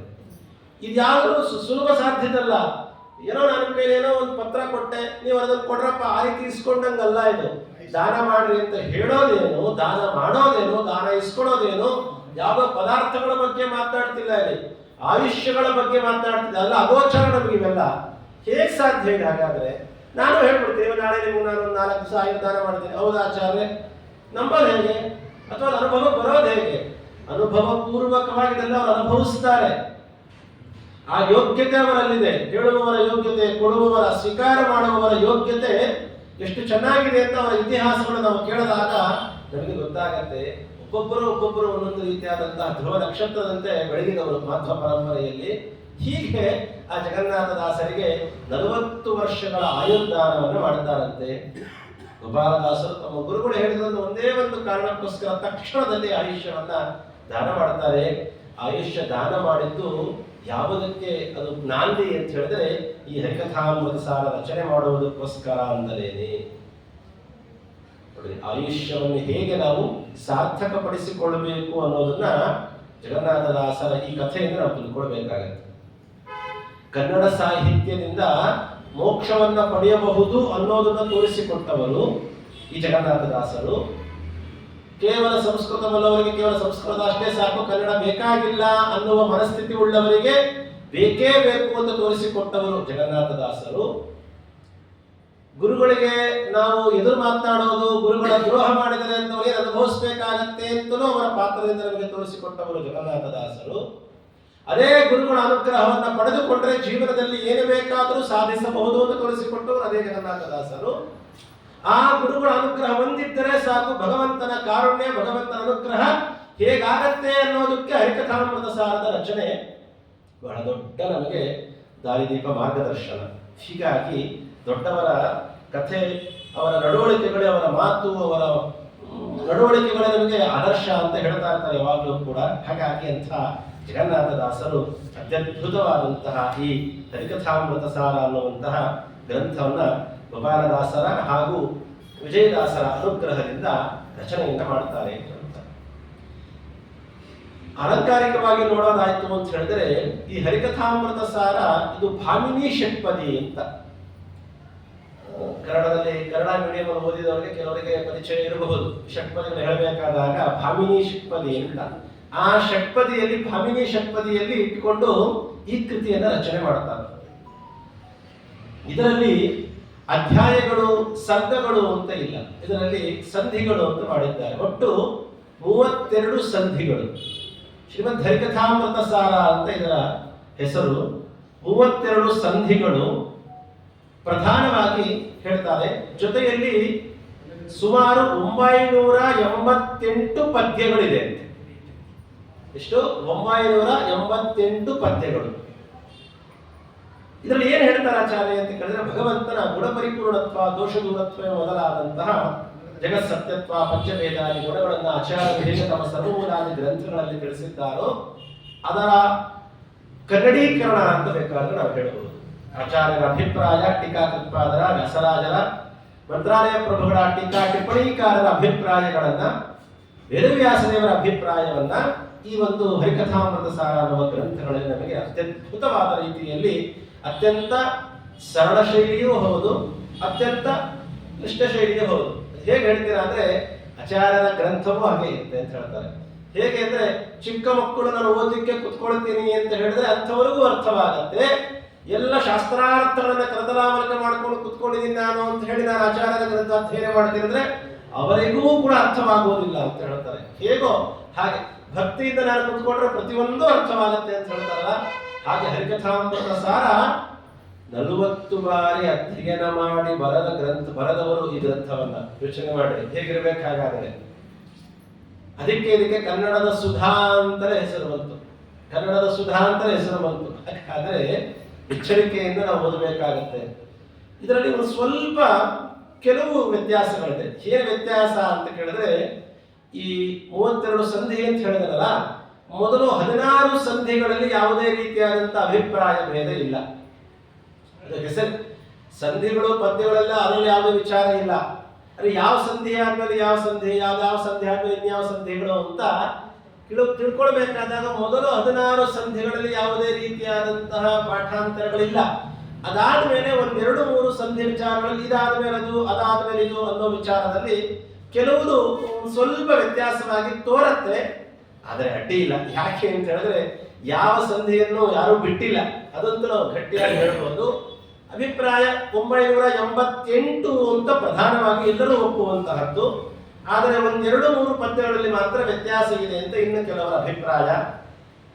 ತೊಂದರೆ ಇಲ್ಲ. ಆದರೂ ಕೂಡ ಒಟ್ಟಾರೆ ಇರುವಷ್ಟಾದರೂ ಕೂಡ ಚೆನ್ನಾಗಿ ಅಧ್ಯಯನ ಮಾಡಿದ್ರೆ ಭಗವಂತ ಅನುಗ್ರಹ ಮಾಡ್ತಾನೆ ಅನ್ನೋದಕ್ಕೆ ಯಾವುದೇ ರೀತಿಯಾದಂತಹ ಅನುಮಾನ ಬೇಡ ಅಂತ ಹೇಳ್ತಾರೆ. ಯಾಕೆ ಅಂತ ಹೇಳಿದ್ರೆ ಒಬ್ಬ ಮಹಾನುಭಾವರು ಹೇಳ್ತಾರೆ, ಭಾಗವತ ಅಂತ ನಾವು ಹೇಳ್ತಾ ಇದ್ದಂಗೆನೆ ಪುಣ್ಯ ಬರುತ್ತೆ ಅಂತ ಹೇಳ್ತೀವಿ. ಭಕಾರೋ ಭಕ್ತಿರುದ್ದಿಷ್ಟ, ಗಕಾರೋ ಜ್ಞಾನ ಮುಚ್ಚತೆ, ವಕಾರಸ್ತು ಸವೇರಾತ್ಮತಕಾರಸ್ತತ್ವಮೇದೃಶಂ ಅಂತ ಹೇಳಬೇಕಾದಾಗ ಕೇವಲ ಭಾಗವತ ಅಂತ ಹೇಳಿದ್ರೇನೆ ಜ್ಞಾನಭಕ್ತ ವೈರಾಗ್ಯಾದಿಗಳು ಬಂದು ತತ್ವ ನಿಶ್ಚಯವಾಗತ್ತೆ ಅಂತೀವಲ್ಲ, ಅದೇ ರೀತಿಯಾಗಿ ಹರಿಕಥಾಮೃತ ಸಾರ ಅಂತ ಹೇಳೋದ್ರಿಂದಲೇ ಏನಾಗತ್ತೆ ಅಂದ್ರೆ ಜ್ಞಾನಿಗಳು ತಿಳಿಸಿಕೊಡ್ತಾರೆ ನಮಗೆ. ಹ ಎನ್ನಲು ಹರಿವರಿಯುವನು ತಾ. ಹರಿಕಥಾಮೃತ ಸಾರದಲ್ಲಿ ಕೇವಲ ಹ ಅಂತ ಹೇಳಿದ್ರೆ ಸಾಕಂತೆ, ಭಗವಂತ ಅನುಗ್ರಹ ಮಾಡ್ತಾರೆ. ರಿ ಎನ್ನಲು ರಿಕ್ತತ್ವ ಹರಿಸುವ. ರಿಕ್ತತ್ವ ಅಂದ್ರೆ ಖಾಲಿ, ಕೈಯಲ್ಲಿ ಏನೂ ಇಲ್ಲ, ತಲೆಯಲ್ಲಿ ಏನೂ ಇಲ್ಲ. ನಮಗೆ ಲೌಕಿಕವಾದ ಸಂಪತ್ತು ಕಮ್ಮಿ, ಆಧ್ಯಾತ್ಮಿಕವಾದಂತಹ ಸಂಪತ್ತು ಅದೂ ಇಲ್ಲ. ಅದನ್ನು ಪರಿಹಾರ ಮಾಡಿ ಜ್ಞಾನ ನಮ್ಮ ಯೋಗ್ಯತೆಗೆ ಪೂರ್ಣವಾಗಿ ಮಾಡುತ್ತೆ ರಿ ಎಂದರೆ. ಕ ಎನ್ನಲು ಕತ್ತಲೆಯ ಅಜ್ಞಾನವನ್ನು ಪರಿಹರಿಪ. ಕ ಅಂತ ಹೇಳೋದ್ರಿಂದಲೇ ನಮ್ಮಲ್ಲಿರುವಂತಹ ಅಜ್ಞಾನವೆಂಬಂತಹ ಕತ್ತಲೆ ಅದನ್ನು ಪರಿಹಾರ ಮಾಡುತ್ತಾರೆ. ಥ ಎನ್ನಲು ಸ್ಥಾಪಿಸುವ ಜ್ಞಾನವ. ಆ ಜ್ಞಾನವನ್ನು ಹೊರಗೆ ಹಾಕಿ ಜ್ಞಾನವನ್ನ ಸ್ಥಾಪನೆ ಮಾಡ್ತಾರಂತೆ. ಮೃ ಎನ್ನಲು ಮೃತ್ಯುಜನಿಯ ಬಿಡಿಸುವ. ಏನಾಗಂದ್ರೆ ಮೃತ್ಯುವಿಂತ ಜನಿ ಅಂದ್ರೆ ಬದುಕೋದು, ಸಾಯೋದು, ಹುಟ್ಟೋದು, ಮತ್ತೆ ಸಾಯೋದು, ಮತ್ತೆ ಹುಟ್ಟೋದು, ಮತ್ತೆ ಬದುಕೋದು, ಇದಿಲ್ವೇ ಇಲ್ಲ. ಮತ್ತೆ ಮೋಕ್ಷವೇ ಕೊಡ್ತಾರೆ ಅಂತ ಅರ್ಥ. ಯಾವುದು? ಮೃ ಎನ್ನಲು ಮೃತ್ಯು ಜನಿಯ ಬಿಡಿಸುವ. ತಾ ಎನ್ನಲು ಹರಿ ತನ್ನ ಮೂರ್ತಿಯ ತೋರುವನು ನಿತ್ಯ. ತನ್ನ ಮೂರ್ತಿಯ ಅಂತ ಹೇಳಿದ್ರೆ ಹರಿ ತಾ ತನ್ನ ಮೂರ್ತಿಯ ಅಲ್ಲ. ಯಾರು ತಾ ಅಂತ ಹೇಳ್ತಿರ್ತಾರಲ್ಲ ಅವರದ್ದು ಒಂದು ಮೂರ್ತಿ ಇರುತ್ತೆ. ಯಾವುದು? ಬಿಂಬ ಮೂರ್ತಿ. ತಾ ಅಂತ ಹೇಳುವವರು ತನ್ನ ಮೂರ್ತಿ, ತನಗೋಸ್ಕರ ಅಂತಲೇ ಭಗವಂತನ ಒಂದು ಮೂರ್ತಿ ಇಟ್ಟಿದ್ದಾರೆ, ಬಿಂಬ ಮೂರ್ತಿ. ಅದನ್ನ ತೋರುವವನು ನಿತ್ಯ. ನಿತ್ಯ ಅಂದ್ರೆ ಮೋಕ್ಷ ಅಂತ. ಯಾವಾಗಲೂ ಅಂದ್ರೆ ತನ್ನ ಮೂರ್ತಿಯ ತೋರಿಸಿ ಅವರಿಗೆ ಮೋಕ್ಷವನ್ನ ಕೊಡ್ತಾನೆ. ಯಾವಾಗ? ಹರಿಕಥಾಮೃತ ತಾ ಅಂತ ಹೇಳಿದರಂತೆ. ಸಾ ಎನ್ನಲು ಸಾಧಿಸುವ ಮುಕ್ತಿ. ತೋರುವವನು ನಿತ್ಯ ಮುಂದಕ್ಕಾಗೋದೇ ಮುಕ್ತಿ, ಅದಕ್ಕೆ ಸಾಧಿಸುವ ಮುಕ್ತಿ. ರಾ ಎನ್ನಲು ರತಿ ಇತ್ತು ರಮಿಪನು ಅಂದ್ರೆ ಪೂರ್ಣವಾದ ಆನಂದವನ್ನು ಇಟ್ಟು ಅವರನ್ನು ಅನುಗ್ರಹ ಮಾಡ್ತಾರೆ. ಇದರ ಅರ್ಥ ಮೋಕ್ಷಪ್ರದವಾದ ವಾಸುದೇವನ ಅನುಗ್ರಹ ಪರಿಪೂರ್ಣವಾಗಿ ಆಗತ್ತೆ. ಯಾವಾಗ? ಕೇವಲ ಹರಿಕಥಾಮೃತ ಸಾರ ಅಂತ ಹೇಳೋದ್ರಿಂದ. ಹಾಗಾಗಿ ಜಗನ್ನಾಥದಾಸರ ಕಾರುಣ್ಯ ನಮಗೆ ಅವರಿಟ್ಟ ಹೆಸರಿನಿಂದಲೇ ಮಹಾಪುಣ್ಯವನ್ನು ಉಂಟು ಮಾಡಿಸ್ತಾರೆ ಅಂತ ಹೇಳಿದ್ರೆ ಆ ಕೃತಿಗೆ, ಆ ಗ್ರಂಥಕ್ಕೆ ಇರಬಹುದಾದ ಒಂದು ವೈಶಿಷ್ಟ್ಯತೆಯನ್ನು ನಾವು ಗಮನಿಸಬಹುದು ಅಂತ ಹೇಳ್ತಾರೆ. ಇಂಥ ಹರಿಕಥಾಮೃತ ಸಾರದ ಇನ್ನೊಂದು ಬಹಳ ದೊಡ್ಡದಾದ ವೈಶಿಷ್ಟ್ಯತೆ ಏನು ಅಂತ ಹೇಳಿದರೆ, ಸಾಮಾನ್ಯವಾಗಿ ಸಂಸ್ಕೃತ ಗ್ರಂಥಗಳಿಗೆ ಸಂಸ್ಕೃತ ವ್ಯಾಖ್ಯಾನ ಮಾಡ್ತಾರೆ, ಇಲ್ಲ ಸಂಸ್ಕೃತ ಗ್ರಂಥಗಳಿಗೆ ಅರ್ಥವಾಗೋದಿಲ್ಲ ಅನ್ನೋ ಕಾರಣಕ್ಕೆ ಕೆಲವು ಜನ ಕನ್ನಡದಲ್ಲೂ ವ್ಯಾಖ್ಯಾನ ಮಾಡಿರ್ತಾರೆ. ಆದರೆ ಕನ್ನಡದಲ್ಲಿ ರಚಿತವಾದಂತಹ ಒಂದು ಗ್ರಂಥಕ್ಕೆ ಸಂಸ್ಕೃತ ವ್ಯಾಖ್ಯಾನ ಬಂದಿರೋದು ಪ್ರಾಯಶಃ ಇತಿಹಾಸದಲ್ಲೇ ಮೊಟ್ಟ ಮೊದಲು. ಒಂದು ಪ್ರಾದೇಶಿಕವಾದ ಭಾಷೆಗೆ ದೇವಭಾಷೆಯಾದ ಸಂಸ್ಕೃತ ವ್ಯಾಖ್ಯಾನ ಸರ್ವಾತ್ಮನ ಎಲ್ಲೂ ಕಂಡಿಲ್ಲ, ಎಲ್ಲೆಲ್ಲೂ ಕಾಣಲಿಕ್ಕೂ ಸಾಧ್ಯ ಇಲ್ಲ. ಹಾಗಾದರೆ ಈ ಕೃತಿಯ ವೈಶಿಷ್ಟ್ಯತೆಯನ್ನು ನಾವು ಗಮನಿಸಬೇಕಾಗಿದೆ. ಇಂಥದ್ದೇ ಒಂದು ಬಹಳ ಅಪರೂಪದ ಒಂದು ವ್ಯಾಖ್ಯೆಯ ಗ್ರಂಥಗಳು ಯಾವುದು ಅಂತ ಹೇಳಿದ್ರೆ, ಒಂದು ವಿಷ್ಣು ಸಹಸ್ರನಾಮ, ಬೃಹತಿ ಸಹಸ್ರ. ಸಾಮಾನ್ಯವಾಗಿ ವೇದಗಳಿಗೆ ವ್ಯಾಖ್ಯಾನ ಮಾಡ್ತಾರೆ, ವೇದ ಮಂತ್ರಗಳಿಗೆ ವ್ಯಾಖ್ಯಾನ ರೂಪವಾದದ್ದು ಅನೇಕ ಗ್ರಂಥಗಳನ್ನು ನಾವು ನೋಡ್ತೀವಿ. ಆದರೆ ವಿಷ್ಣು ಸಹಸ್ರನಾಮಕ್ಕೆ ವಿಷ್ಣವೇ ನಮಃ, ವಿಶ್ವಾಯ ನಮಃ, ವಿಷ್ಣವೇ ನಮಃ ಅಂತ ಹೇಳಿ 1000 ನಾಮಗಳಲ್ಲಿ ಏನಿದೆ ಅಲ್ಲ, ಆ ವಿಶ್ವಾಯ ನಮಃ ಅನ್ನುವ ವಿಷ್ಣು ಸಹಸ್ರನಾಮದ ಮೊದಲನೇ ನಾಮಕ್ಕೆ ವ್ಯಾಖ್ಯಾನ ಯಾವುದು ಅಂದ್ರೆ ಬೃಹತಿ ಸಹಸ್ರದ ವೇದ ಮಂತ್ರ, ಮೊದಲನೇ ವೇದ ಮಂತ್ರ. ಅಂದ್ರೆ ವಿಷ್ಣು ಸಹಸ್ರನಾಮದ ಹಿರಿಮೆ ಅಂತ ಗೊತ್ತಾಗುತ್ತೆ. ಸಾಮಾನ್ಯವಾಗಿ ವೇದಗಳಿಗೆ ವ್ಯಾಖ್ಯಾನ ಸ್ತೋತ್ರ ಪ್ರಪಂಚ, ಅದರ ಒಂದು ಸ್ತೋತ್ರಕ್ಕೆ ವೇದವೇ ವ್ಯಾಖ್ಯಾನ ರೂಪವಾಗಿದೆ ಅಂತ ಹೇಳಿದ್ರೆ ವಿಷ್ಣು ಸಹಸ್ರನಾಮದ ಮಹಿಮೆ, ಹಿರಿಮೆ ನಮಗೆ ಗೊತ್ತಾಗುತ್ತೆ. ಹೇಗೋ ಹಾಗೆ ಅದೇ ರೀತಿಯಾಗಿ ಸಾಮಾನ್ಯತಃ ವಿರುದ್ಧವಾಗಿ ಕಾಣೋದು ಎಲ್ಲೂ ಇರಲ್ಲ. ಆದ್ರೆ ಇಲ್ಲಿ ನಮಗೆ ಕಾಣುತ್ತೆ, ಪ್ರಾದೇಶಿಕ ಭಾಷೆಯಾದ ಒಂದು ಕನ್ನಡ ಭಾಷೆಯಲ್ಲಿ ಬಂದ ಒಂದು ಕೃತಿಗೆ ಸಂಸ್ಕೃತ ವ್ಯಾಖ್ಯಾನ ಇದೆ ಅಂತ ಹೇಳಿದ್ರೆ ಆ ಕೃತಿಯ ಹಿರಿಮೆ ನಮಗೆ ಗೊತ್ತಾಗುತ್ತೆ. ಯಾರೋ ಒಬ್ಬರು ಅವರಿಗೆ ಶಿಷ್ಯರಿದ್ರು, ಅವ್ರ್ಯಾರೋ ಬೇಕಂತ ಇರೋದು ಬರೆದಿಟ್ರು, ಅದಕ್ಕೊಂದು ಹಿರಿಮೆ ಬರಬೇಕು ಅನ್ನೋ ಕಾರಣಕ್ಕೋಸ್ಕರ, ಒಂದು ರೆಕಾರ್ಡ್ಗೋಸ್ಕರ ಅಂತಾನೆ ಕೆಲವರು ಇಂಥ ಕೆಲಸಗಳು ಮಾಡ್ತಿರ್ತಾರೆ ಇವತ್ತಿನ ಕಾಲಕ್ಕೆ. ಹಾಗಾರೋ ಒಬ್ಬರು ಬರೆದಿಟ್ಟು ಹಾಗೆ ಬರೆದದ್ದಲ್ಲ, ಮತ್ತೆ ಯಾರೋ ಒಬ್ಬರು ಮಾತ್ರ ಬರೆದದ್ದಲ್ಲ. ಮತ್ತೆ ಎಷ್ಟು ಅಂದ್ರೆ ಕನಿಷ್ಠ ಪಕ್ಷ ನಮಗೆ ದೊರೆತಿರೋ ಲೆಕ್ಕ ಹಾಕಿದ್ರೆ 16 ಸಂಸ್ಕೃತ ವ್ಯಾಖ್ಯಾನಗಳು ಹರಿಕಥಾಮೃತ ಸಾರ ಸಿಗುತ್ತೆ. ಅಲ್ಲಲ್ಲ ಇರೋದು, ಅದರಲ್ಲಿ ಸಿಕ್ಕಿರೋದು ಕಮ್ಮಿ, ಆದ್ರೆ 16 ತನಕ ಬರೆದಿದ್ದಾರೆ ಅನ್ನೋ ವಿಚಾರ ಸಿಕ್ಕಿದೆ. ಕನಿಷ್ಠ ಪಕ್ಷ 16 ಜನ ಹರಿಕಥಾಮೃತ ಸಾರಕ್ಕೆ ಸಂಸ್ಕೃತದಲ್ಲಿ ವ್ಯಾಖ್ಯಾನ ಮಾಡಿದ್ದಾರೆ. ಅದರಲ್ಲಿ ತಾಮ್ರಪರ್ಣೀಯ ಅನ್ನೋರು, ಅದರ ಜಮಖಂಡಿ ವಾದರಾಜಾಚಾರ್ಯ ಅನ್ನೋರು, ಹೀಗೆ ಅನೇಕ ಜನ ಸಂಸ್ಕೃತ ಸಮಗ್ರ ಮಾಡಿಲ್ಲ. ಕೆಲವರು ಸಮಗ್ರ ಪದ್ಯಗಳಿಗೆ ಬರೆದಿದ್ದಾರೆ, ಕೆಲವು ಸಂಧಿಗಳನ್ನು ಆಯ್ಕೆ ಮಾಡಿಕೊಂಡು ಬರೆದಿದ್ದಾರೆ, ಕೆಲವು ಅನೇಕ ಪದ್ಯಗಳನ್ನು ಮಾತ್ರ ಆಯ್ಕೆ ಮಾಡಿಕೊಂಡು ಸಂಸ್ಕೃತ ವ್ಯಾಖ್ಯಾನ ಮಾಡಿದ್ದಾರೆ. ಹೀಗೆಲ್ಲ ಇದೆ, ಅದು ಮುಂದೆ ಬರುತ್ತೆ ಕನ್ನಡದಲ್ಲಿ. ಹೀಗೆ ಇಂಥವರೆಲ್ಲರೂ ಕೂಡ ಹೇಗೆ ಅಂದ್ರೆ ಶ್ರೀಮದ್ ಭಾಗವತಕ್ಕೆ ಕೆಲವರು ಸಮಗ್ರ ವ್ಯಾಖ್ಯಾನ ಮಾಡಿದ್ದಾರೆ, ಕೆಲವು ಸ್ಕಂದಗಳಿಗೆ, ಉದಾಹರಣೆಗೆ ಸುಧೀಂದ್ರ ತೀರ್ಥ ಶ್ರೀಪಾದಗಳವರು 5ನೇ ಸ್ಕಂದಕ್ಕೆ ಮತ್ತು 11ನೇ ಸ್ಕಂದಕ್ಕೆ ವ್ಯಾಖ್ಯಾನ ಮಾಡಿದ್ದಾರೆ. ಹೇಗೆ ನಾವು ಕಾಣ್ತೀವೋ ಅದೇ ರೀತಿ ಕೆಲವರು ಸಮಗ್ರಕ್ಕೆ, ಕೆಲವು ಸಂಧಿಗಳಿಗೆ ಹೀಗೆಲ್ಲ ಬರೆದಿದ್ದಾರೆ. ಇದಿಷ್ಟು ಬಿಟ್ಟು ಕನ್ನಡ ಕೃತಿಯಾದ ಹರಿಕಥಾಮೃತ ಸಾರಕ್ಕೆ ಕನ್ನಡದಲ್ಲೇ ವ್ಯಾಖ್ಯಾನ ಮಾಡಿದವರು ಮತ್ತೆ ಕೆಲವರಿದ್ದಾರೆ. ಅವರು ಯಾರು ಅಂದ್ರೆ ಅನೇಕರಿದ್ದಾರೆ. ಗುರುಶ್ರೀಶ ವಿಠಲದಾಸರು ಅಂತ ಹೇಳಿ, ದ್ರೌಪದೀಶಪತಿ ವಿಠಲದಾಸರು, ಇನ್ನ ಗುರು ಹೃದಯ ಪ್ರಕಾಶಿಕ, ಭಾವದರ್ಪಣ, ಆಮೇಲೆ ಮೊದಲಕಲ ಶೇಷದಾಸರು, ಭಾವಪ್ರಕಾಶಿಕ, ಪಂಚರತ್ನ ಪ್ರಕಾಶಿಕ, ಹೀಗೆ ಸುಮಾರು 10 ಜನ ಕನ್ನಡದಲ್ಲೇ ವ್ಯಾಖ್ಯಾನ ಮಾಡಿದ್ದಾರೆ. ಎಲ್ಲ ವ್ಯಾಖ್ಯಾನಗಳಲ್ಲಿ ಸಂಸ್ಕೃತವಾಗಿರಬಹುದು ಅಥವಾ ಕನ್ನಡದಾಗಿರಬಹುದು, ನಮಗೆ ಅತ್ಯಂತ ಸುಲಭವಾಗಿ ಸಿಕ್ಕಂತಹದ್ದು ಸಮಗ್ರ ವ್ಯಾಖ್ಯಾನ ಸಿಕ್ಕದ್ದು ಕನ್ನಡದಲ್ಲಿ ಯಾರದು ಪ್ರಧಾನವಾಗಿ ಅಂತ ಹೇಳಿದ್ರೆ ಸಂಕರ್ಷಣ ಒಡೆಯರು ಅನ್ನೋ ಮಹಾಜ್ಞಾನಿಗಳು. ಅವರು ಬರೆದಂತಹ ವ್ಯಾಖ್ಯಾನ ಎಲ್ಲ ಪದ್ಯಗಳಿಗೂ ಅವರದ್ದು ವ್ಯಾಖ್ಯಾನ ನಮಗೆ ದೊರೆಯುತ್ತೆ. ಹೀಗೆ ಸಂಸ್ಕೃತದಲ್ಲೂ ವ್ಯಾಖ್ಯಾನ, ಕನ್ನಡದಲ್ಲೂ ವ್ಯಾಖ್ಯಾನವನ್ನು ಪಡೆದಂತಹ ಗ್ರಂಥ ಅಂತ ಹೇಳಿದ್ರೆ ಅದು ಶ್ರೀ ಹರಿಕಥಾಮೃತ ಸಾರ ಅಂತ ಹೇಳಬಹುದು. ಇಂಥ ಅದ್ಭುತವಾದಂತಹ ಗ್ರಂಥ ಸಂಕರ್ಷಣ ಒಡೆಯರು ಅಂತ ಹೇಳಿದ್ರೆ ಉತ್ತರಾದಿ ಮಠದ ಪರಂಪರೆಯಲ್ಲಿ ಬಂದಂತಹ ಸತ್ಯಪರಾಯಣ ತೀರ್ಥರು ಅಂತ. ಅವರಿಂದ ಅವರ ಕಥೆಯು ಬಹಳ ವಿಶೇಷವಾಗಿದೆ ಅಂತ ಇಟ್ಕೊಂಡು ನಾವು ಯಾವಾಗಾದ್ರೂ ನೋಡೋಣ. ಆ ಸಂಕರ್ಷಣ ಒಡೆಯರು ಅಂತ ಹೇಳಿ ಅವರಿಂದ ಸನ್ಯಾಸಾಶ್ರಮವನ್ನು ಸ್ವೀಕಾರ ಮಾಡಿ ಸನ್ಯಾಸಿಗಳಾಗಿ ಒಬ್ಬರು ಗೃಹಸ್ಥರು ಬರೆದ ಕೃತಿಗೆ ವ್ಯಾಖ್ಯಾನ ಮಾಡಿದ್ದು ಪ್ರಾಯಶಃ ಬಹಳ ಅಪರೂಪ, ಅದು ಸಿಗೋದಿಲ್ಲ ನನಗೆ. ಗೃಹಸ್ಥರು ಮಾಡಿದ ಸ್ತೋತ್ರವನ್ನ ಸನ್ಯಾಸಿಗಳು ಪಾರಾಯಣ ಮಾಡಿದ್ದನ್ನ ಕಾಣ್ತೀವಿ. ಪ್ರಧಾನವಾಗಿ ವಾಯುಸ್ತುತಿ ಮತ್ತೆ ಸುಮಧ್ವ ವಿಜಯ ಮತ್ತೆ ರಾಘವೇಂದ್ರ ಸ್ತೋತ್ರ ಇತ್ಯಾದಿಗಳು ಕೆಲವನ್ನ ನೋಡ್ತೀವಿ ನಾವು. ಯಾಗವಾರ ಮಾಡಿದ ಕೆಲವು ಸ್ತೋತ್ರಗಳು, ಟೀಕಾ ಟಿಪ್ಪಣಿಗಳನ್ನು ನೋಡ್ತಿರ್ತೀವಿ. ಆದರೆ ವ್ಯಾಖ್ಯಾನ ಮಾಡಿದ್ದು ಮತ್ತಿದು ಕೆಲವುದಿದೆ, ಅದರಲ್ಲಿ ಇದು ಒಂದು ಪ್ರಧಾನ ಅಂತ ನಾವು ಚಿಂತನೆ ಮಾಡಬಹುದು. ಸನ್ಯಾಸಿಗಳಾಗಿದ್ದು ಕನ್ನಡದ ಕೃತಿಯಲ್ಲಿ ಅದು ಗೃಹಸ್ಥರು ಮಾಡಿದ ಕೃತಿಗೆ ವ್ಯಾಖ್ಯಾನ ಮಾಡಿದ್ದು ಬಹಳ ಅಪರೂಪ. ಅದರಲ್ಲಿ ಇದು ಒಂದು ನಾವು ಸೇರಿಸಬಹುದು. ಹೀಗೆ ಸಂಕರ್ಷಣ ಒಡೆಯರು ಅಂತ ಹೇಳಿ ಶ್ರೀಮದ್ ಹರಿಕಥಾಮೃತ ಸಾರಕ್ಕೆ ವ್ಯಾಖ್ಯಾನವನ್ನು ಮಾಡ್ತಾ ಇದ್ದಾರೆ.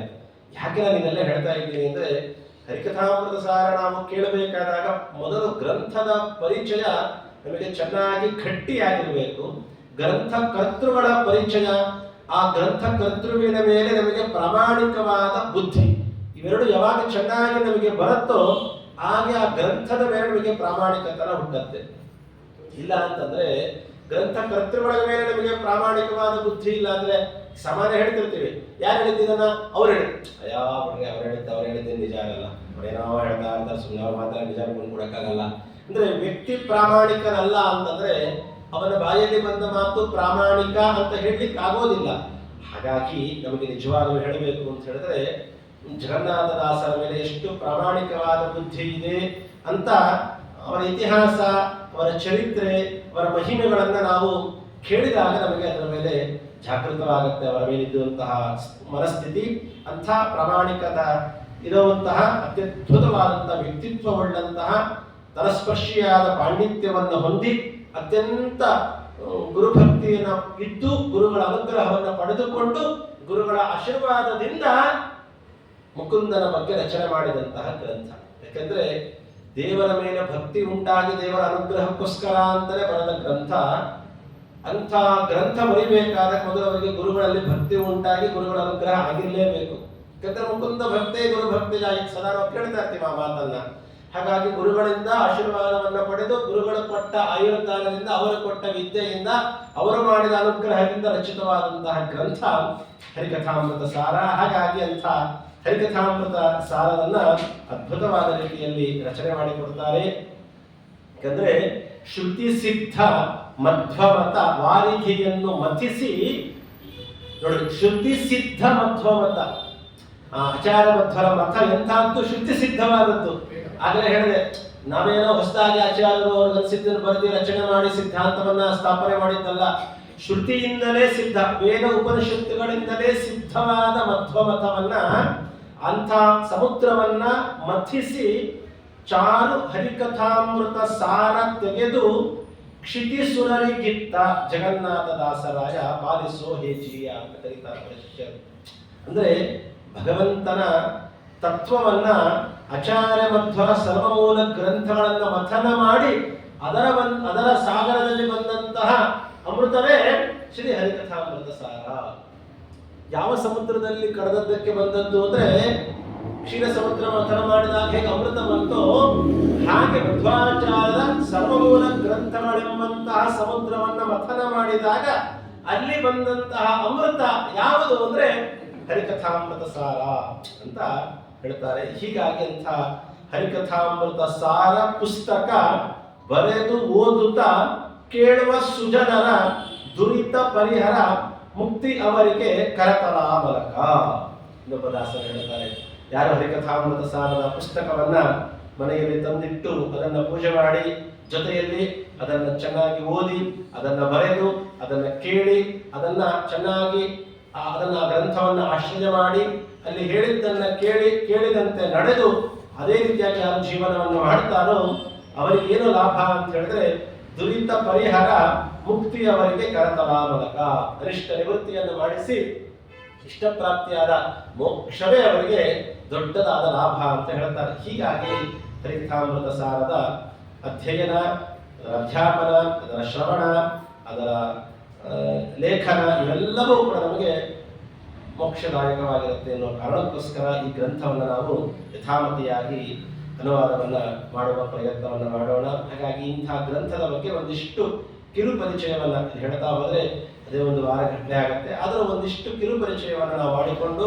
ಆ ಗ್ರಂಥದ ಮೇಲೆ, ಗ್ರಂಥ ಕರ್ತೃಗಳ ಮೇಲೆ ನಾವು ಪ್ರಾಮಾಣಿಕವಾದ ಬುದ್ಧಿಯನ್ನು ಇಟ್ಟು ಅತ್ಯಂತ ಶ್ರದ್ಧೆಯಿಂದ ಭಕ್ತಿಯಿಂದ ಶ್ರವಣ ಮಾಡುವ ಪ್ರಯತ್ನವನ್ನು ಮಾಡೋಣ. ಈ 32 ಸಂಧಿಗಳು ಯಾವ್ಯಾವುದು ಅನ್ನೋದನ್ನ ಆಯಾ ಸಂಧಿಗಳು ಕೇಳಬೇಕಾದಾಗ ಅಲ್ಲೇ ಅದರ ಹೆಸರನ್ನು ತಿಳ್ಕೊಳ್ತಾ ಹೋಗೋಣ. ಸಾಮಾನ್ಯವಾಗಿ ಯಾವುದಾದ್ರೂ ಒಂದು ಗ್ರಂಥವನ್ನು ರಚನೆ ಮಾಡಬೇಕಾದಾಗ ವೇದವ್ಯಾಸ ದೇವರಿಂದಲೂ ಬಂದ ಒಂದು ಅತ್ಯಂತ ಉತ್ತಮವಾದಂತಹ ಒಳ್ಳೆಯ ಸಂಪ್ರದಾಯ, ಒಳ್ಳೆಯ ಪದ್ಧತಿ ಅಂದರೆ ಪ್ರಾರಂಭದಲ್ಲಿ ಒಂದು ಮಂಗಳಾಚರಣೆಯನ್ನ ಮಾಡುತ್ತಾರೆ. ಮಂಗಳಾಚರಣೆಯನ್ನ ಮಾಡುವ ಉದ್ದೇಶಗಳು ಅನೇಕ ಉದ್ದೇಶಗಳು. ಅದರಲ್ಲಿ ಎರಡು ಉದ್ದೇಶ, ಪ್ರಧಾನವಾದ ಎರಡು ಉದ್ದೇಶ ನಾವು ಚಿಂತನೆ ಮಾಡೋದಾದ್ರೆ, ಅಧ್ಯಯನ ಗ್ರಂಥವನ್ನ ರಚನೆ ಮಾಡಿ ಅದು ನಿರ್ವಿಘ್ನವಾಗಿ ಪೂರ್ಣಗೊಂಡು ಮುಂದೆ ಅದನ್ನು ಯಾರು ಅಧ್ಯಯನ ಮಾಡುತ್ತಾರೋ ಅವರ ಅಧ್ಯಯನವೂ ಕೂಡ ನಿರ್ವಿಘ್ನತಾ ಸಿದ್ಧಿಗಾಗಿ, ಅವರು ಪ್ರಾರಂಭ ಮಾಡಿದ ಶಿಷ್ಯರಿಗೂ ಕೂಡ ಯಾವುದೇ ರೀತಿ ವಿಘ್ನಗಳು ಬರದೆ ಹಾಗೆ ಗ್ರಂಥ ಸಂಪೂರ್ಣ ಮಾಡಿ ಮಂಗಳವನ್ನ ಮಾಡಿಕೊಳ್ಳಲಿಕ್ಕೆ ಅನುಕೂಲವಾಗಲಿ ಅನ್ನೋ ಕಾರಣಕ್ಕೋಸ್ಕರ ಮಂಗಳಾಚರಣೆಯನ್ನು ರಚನೆ ಮಾಡೋದು ಒಂದು ಪದ್ಧತಿ, ಒಂದು ಉದ್ದೇಶ ಅಂತ ಹೇಳಬಹುದು. ಇನ್ನೊಂದು ಉದ್ದೇಶ ಅಂತ ಹೇಳಿದ್ರೆ, ಗ್ರಂಥಗಳು, ಯಾವ ಗ್ರಂಥವನ್ನ ರಚನೆ ಮಾಡಲಿಕ್ಕೆ ಯಾರು ಕೂತಿರ್ತಾರೆ ಅವರು ಗ್ರಂಥದಲ್ಲಿ ಮುಂದೆ ಪ್ರಾರಂಭದಿಂದ ಕಡೇ ತನಕ ಯಾವ ವಿಷಯವನ್ನ ಪ್ರತಿಪಾದನೆ ಮಾಡಲಿಕ್ಕೆ ಕೂತಿದ್ದಾರೆ, ಒಟ್ಟಾರೆ ಗ್ರಂಥದ ಸಾರ ಏನು, ಗ್ರಂಥ ಏನು ಹೇಳಲಿಕ್ಕೆ ಹೊರಟಿದೆ, ಯಾರನ್ನ ಕುರಿತು ಹೇಳಲಿಕ್ಕೆ ಹೊರಟಿದೆ ಅನ್ನೋದನ್ನ, ನಾನೇನು ಹೇಳಬೇಕು ಅಂತ ಅನ್ಕೊಂಡಿದ್ದೀನಿ ಅನ್ನೋದನ್ನ ಆ ಗ್ರಂಥ ಕರ್ತೃಗಳು ಪ್ರಾರಂಭದಲ್ಲೇ ನಮಗೆ ವಾರ್ತೆಗಳ ಮುಖ್ಯಾಂಶಗಳು ಅಂತ ಹೇಳ್ತಿರ್ತೀವಲ್ಲ, ಆ ಸಾರವನ್ನ ತಿಳಿಸೋದಕ್ಕಾಗಿ ರಚನೆ ಮಾಡುವಂತಹದ್ದು ಮಂಗಳಾಚರಣೆ. ಹೀಗಾಗಿ ಅನೇಕ ಕಾರಣಗಳಿದೆ. ಎರಡು ಪ್ರಧಾನವಾದ ಉದ್ದೇಶ, ಎರಡು ಪ್ರಧಾನವಾದ ಕಾರಣ. ಹಾಗಾಗಿ ಸಾಮಾನ್ಯ ಎಲ್ಲರೂ ಕೂಡ ಒಂದು ಶ್ಲೋಕವನ್ನ ಮಂಗಳಾಚರಣೆ ಅಂತ ಮಾಡಿ ಅದನ್ನು ಭಗವಂತನಿಗೆ ಅರ್ಪಣೆ ಮಾಡೋದು ನಾವು ವೇದವ್ಯಾಸ ದೇವರಿಂದಲೂ ಕಂಡಿದ್ದೇವೆ. ನಾರಾಯಣಂ ಸುರಗುರುಂ ಜಗದೇಕನಾಥಂ ನಾರಾಯಣಂ ನಮಸ್ಕೃತ್ಯ ನರಂಚೈವ ನರೋತ್ತಮಂ. ಇನ್ನ ವಿಶೇಷವಾಗಿ ಶ್ರೀಮದ್ ಆಚಾರ್ಯ ನಾರಾಯಣ ಗುಣೈ ಸರ್ವೈ ಉದ್ಯೋಗದೋಷವರ್ಜಿತಂ ನಾರಾಯಣಾಯ ಪರಿಪೂರ್ಣ ಗುಣಾರ್ಣವಾಯ ಟೀಕಾತ್ಮಕವಾದ ವಿಚಾರಕ್ಕೆ ಮುಂದೆ ಶ್ರೇಯಃಪ್ರತ್ಯಯ ನಿತ್ಯಾಗಣದ ಗುಣವಾಣಿ ಕುರಿತ ಪ್ರಭಾದಾಲೋಲ್ಲಾಸೋಪಹತ. ಹೀಗೆ ಅನೇಕ ಟೀಕಾಕಾರರು, ಟಿಪ್ಪಣಿಕಾರರು, ಶ್ರೀಮದ್ ಆಚಾರ್ಯರು, ವೇದವ್ಯಾಸ ದೇವರು ಅಲ್ಲಿಂದ ಬಂದಂತಹ ಪದ್ಧತಿ ಒಂದು ಶ್ಲೋಕವನ್ನು ಮಂಗಳಾಚರಣೆಯನ್ನಾಗಿ ಮಾಡಿ ಅದನ್ನ ಸಾರವನ್ನು ತಿಳಿಸಿಕೊಡ್ತಾ ಬರ್ತಾರೆ. ಇಲ್ಲಿ ಇನ್ನೊಂದು ವೈಶಿಷ್ಟ್ಯತೆ ಏನು ಅಂತ ಹೇಳಿದ್ರೆ, ಜಗನ್ನಾಥದಾಸರು ರಚನೆ ಮಾಡಿದ ಹರಿಕಥಾಮೃತ ಸಾರ ಮಂಗಳಾಚರಣೆ ಸಂಧಿ ಅಂದರೆ ಒಂದು ಸಂಧಿಯನ್ನೇ ಮಂಗಳಾಚರಣೆಗಾಗಿ ಮೀಸಲಿಟ್ಟಿದ್ದಾರೆ.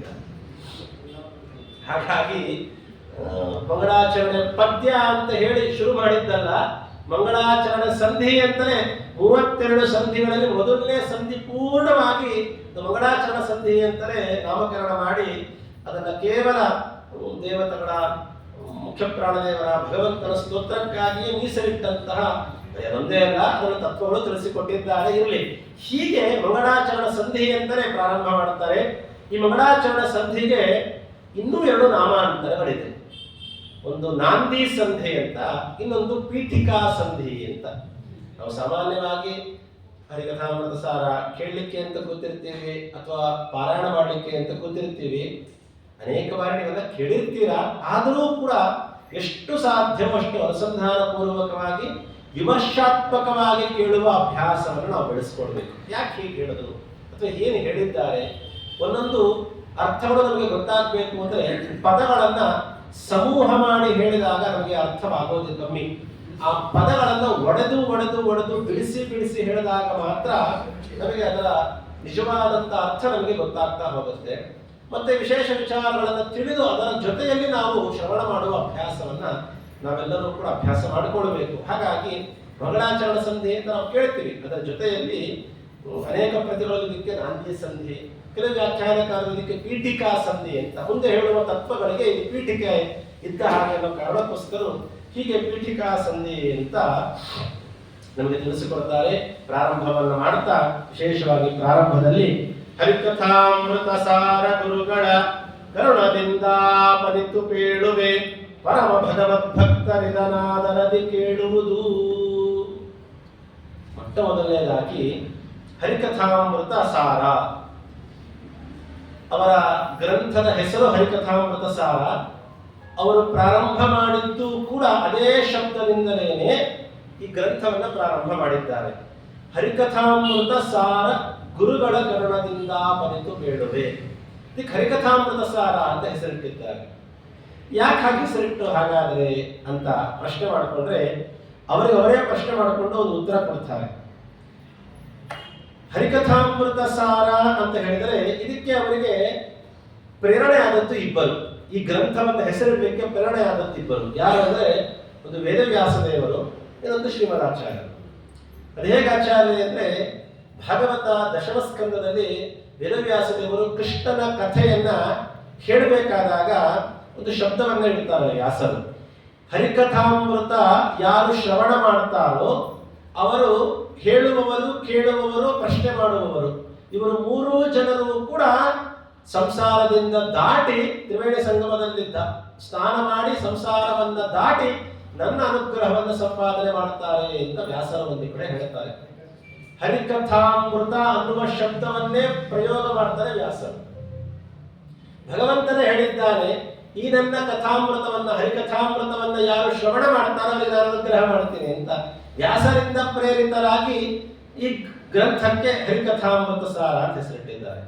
ಇನ್ನೊಂದು ಕಡೆ ಶ್ರೀಮದ್ ಆಚಾರ್ಯರಿಂದ ಪ್ರೇರಿತರಾಗಿ ಹೇಗೆ ಅಂದ್ರೆ ಆಚಾರ್ಯರು ತಮ್ಮ ಸರ್ವಮೂಲ ಗ್ರಂಥಗಳಲ್ಲಿ ಒಂದು ಗ್ರಂಥಕ್ಕೆ ಕೃಷ್ಣಾಮೃತ ಮಹಾಣವ ಅಂತ ಒಂದು ಹೆಸರಿಟ್ಟಿದ್ದಾರೆ.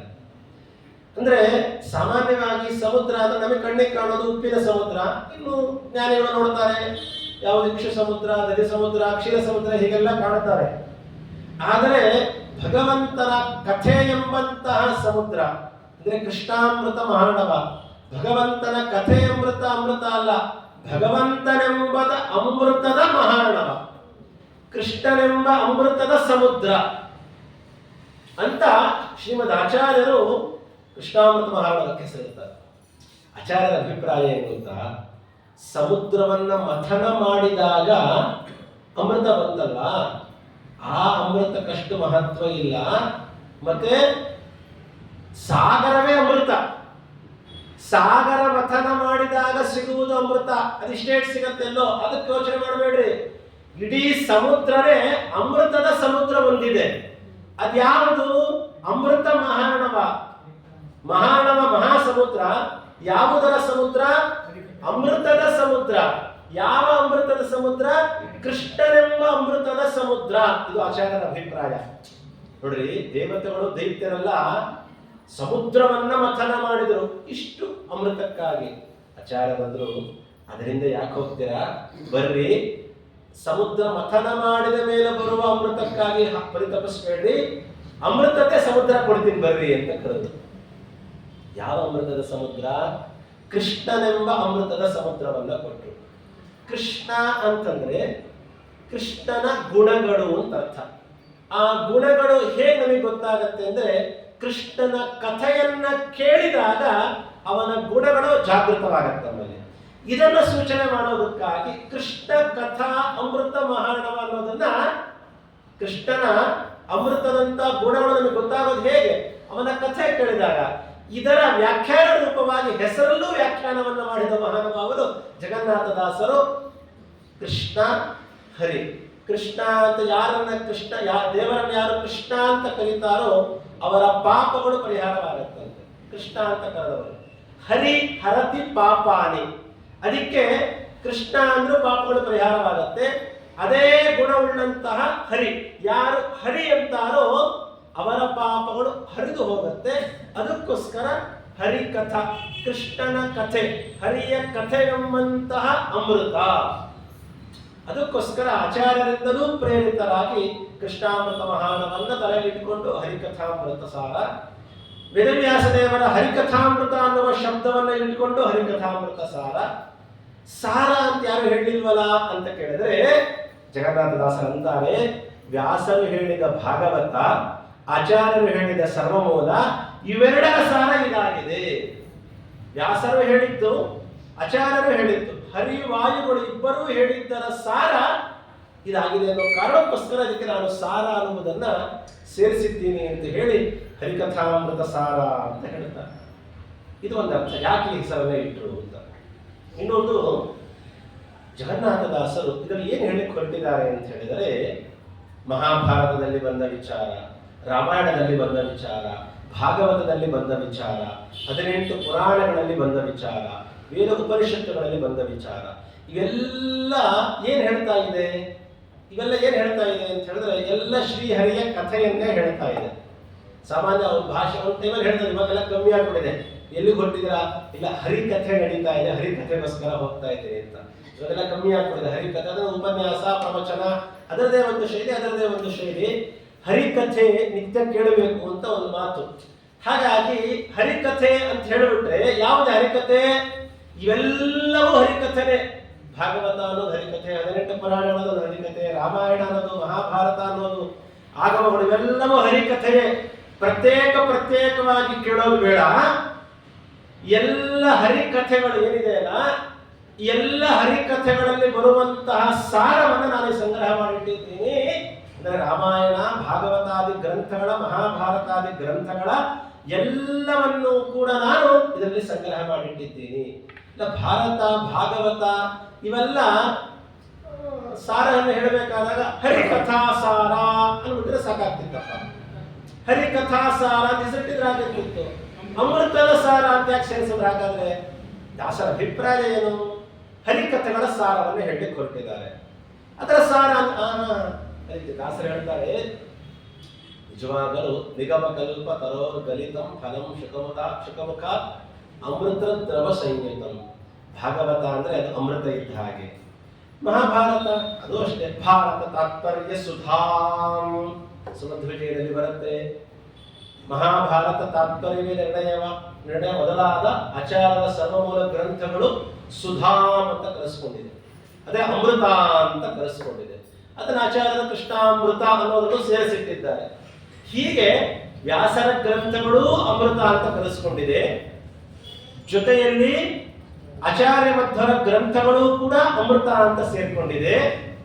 ಇನ್ನ ನ್ಯಾಯಸುಧಾ ಟೀಕಾಕೃತ್ಪಾದರು ಕೂಡ ಅವರ ಬೇರೆ ಕೃತಿಯಾದ ಸುಧಾ ಅಂದ್ರೆ ಅಮೃತ, ಅದರಲ್ಲೂ ಅಮೃತ ಅಂತ ಸೇರ್ಕೊಂಡಿದೆ. ಇನ್ನ ಮಹಾನುಭಾವರಾದಂತಹ ವ್ಯಾಸರಾಜರು ರಚನೆ ಮಾಡಿದ ಗ್ರಂಥ ನ್ಯಾಯಾಮೃತ, ಅದರಲ್ಲೂ ಅಮೃತ ಅಂತ ಸೇರ್ಕೊಂಡಿದೆ. ಹಾಗಾಗಿ ವ್ಯಾಸರಾಜರ, ಟೀಕಾಕೃತ್ಪಾದರ, ಶ್ರೀಮದ್ ಆಚಾರ್ಯರ, ವೇದವ್ಯಾಸದೇವರ ಇಷ್ಟೂ ಜನರು ಹೇಳಿದಂತಹ ಹರಿಕಥೆ ಏನಿದೆಯಲ್ಲ, ಭಗವಂತನ ವಿಚಾರವೆಲ್ಲ ಏನೇನು ಹೇಳಿದಾರಲ್ಲ, ಆ ಎಲ್ಲರೂ ಕೂಡ ಹೇಳಿದ್ದು ಅಮೃತಪ್ರಾಯವಾದಂತಹದ್ದು.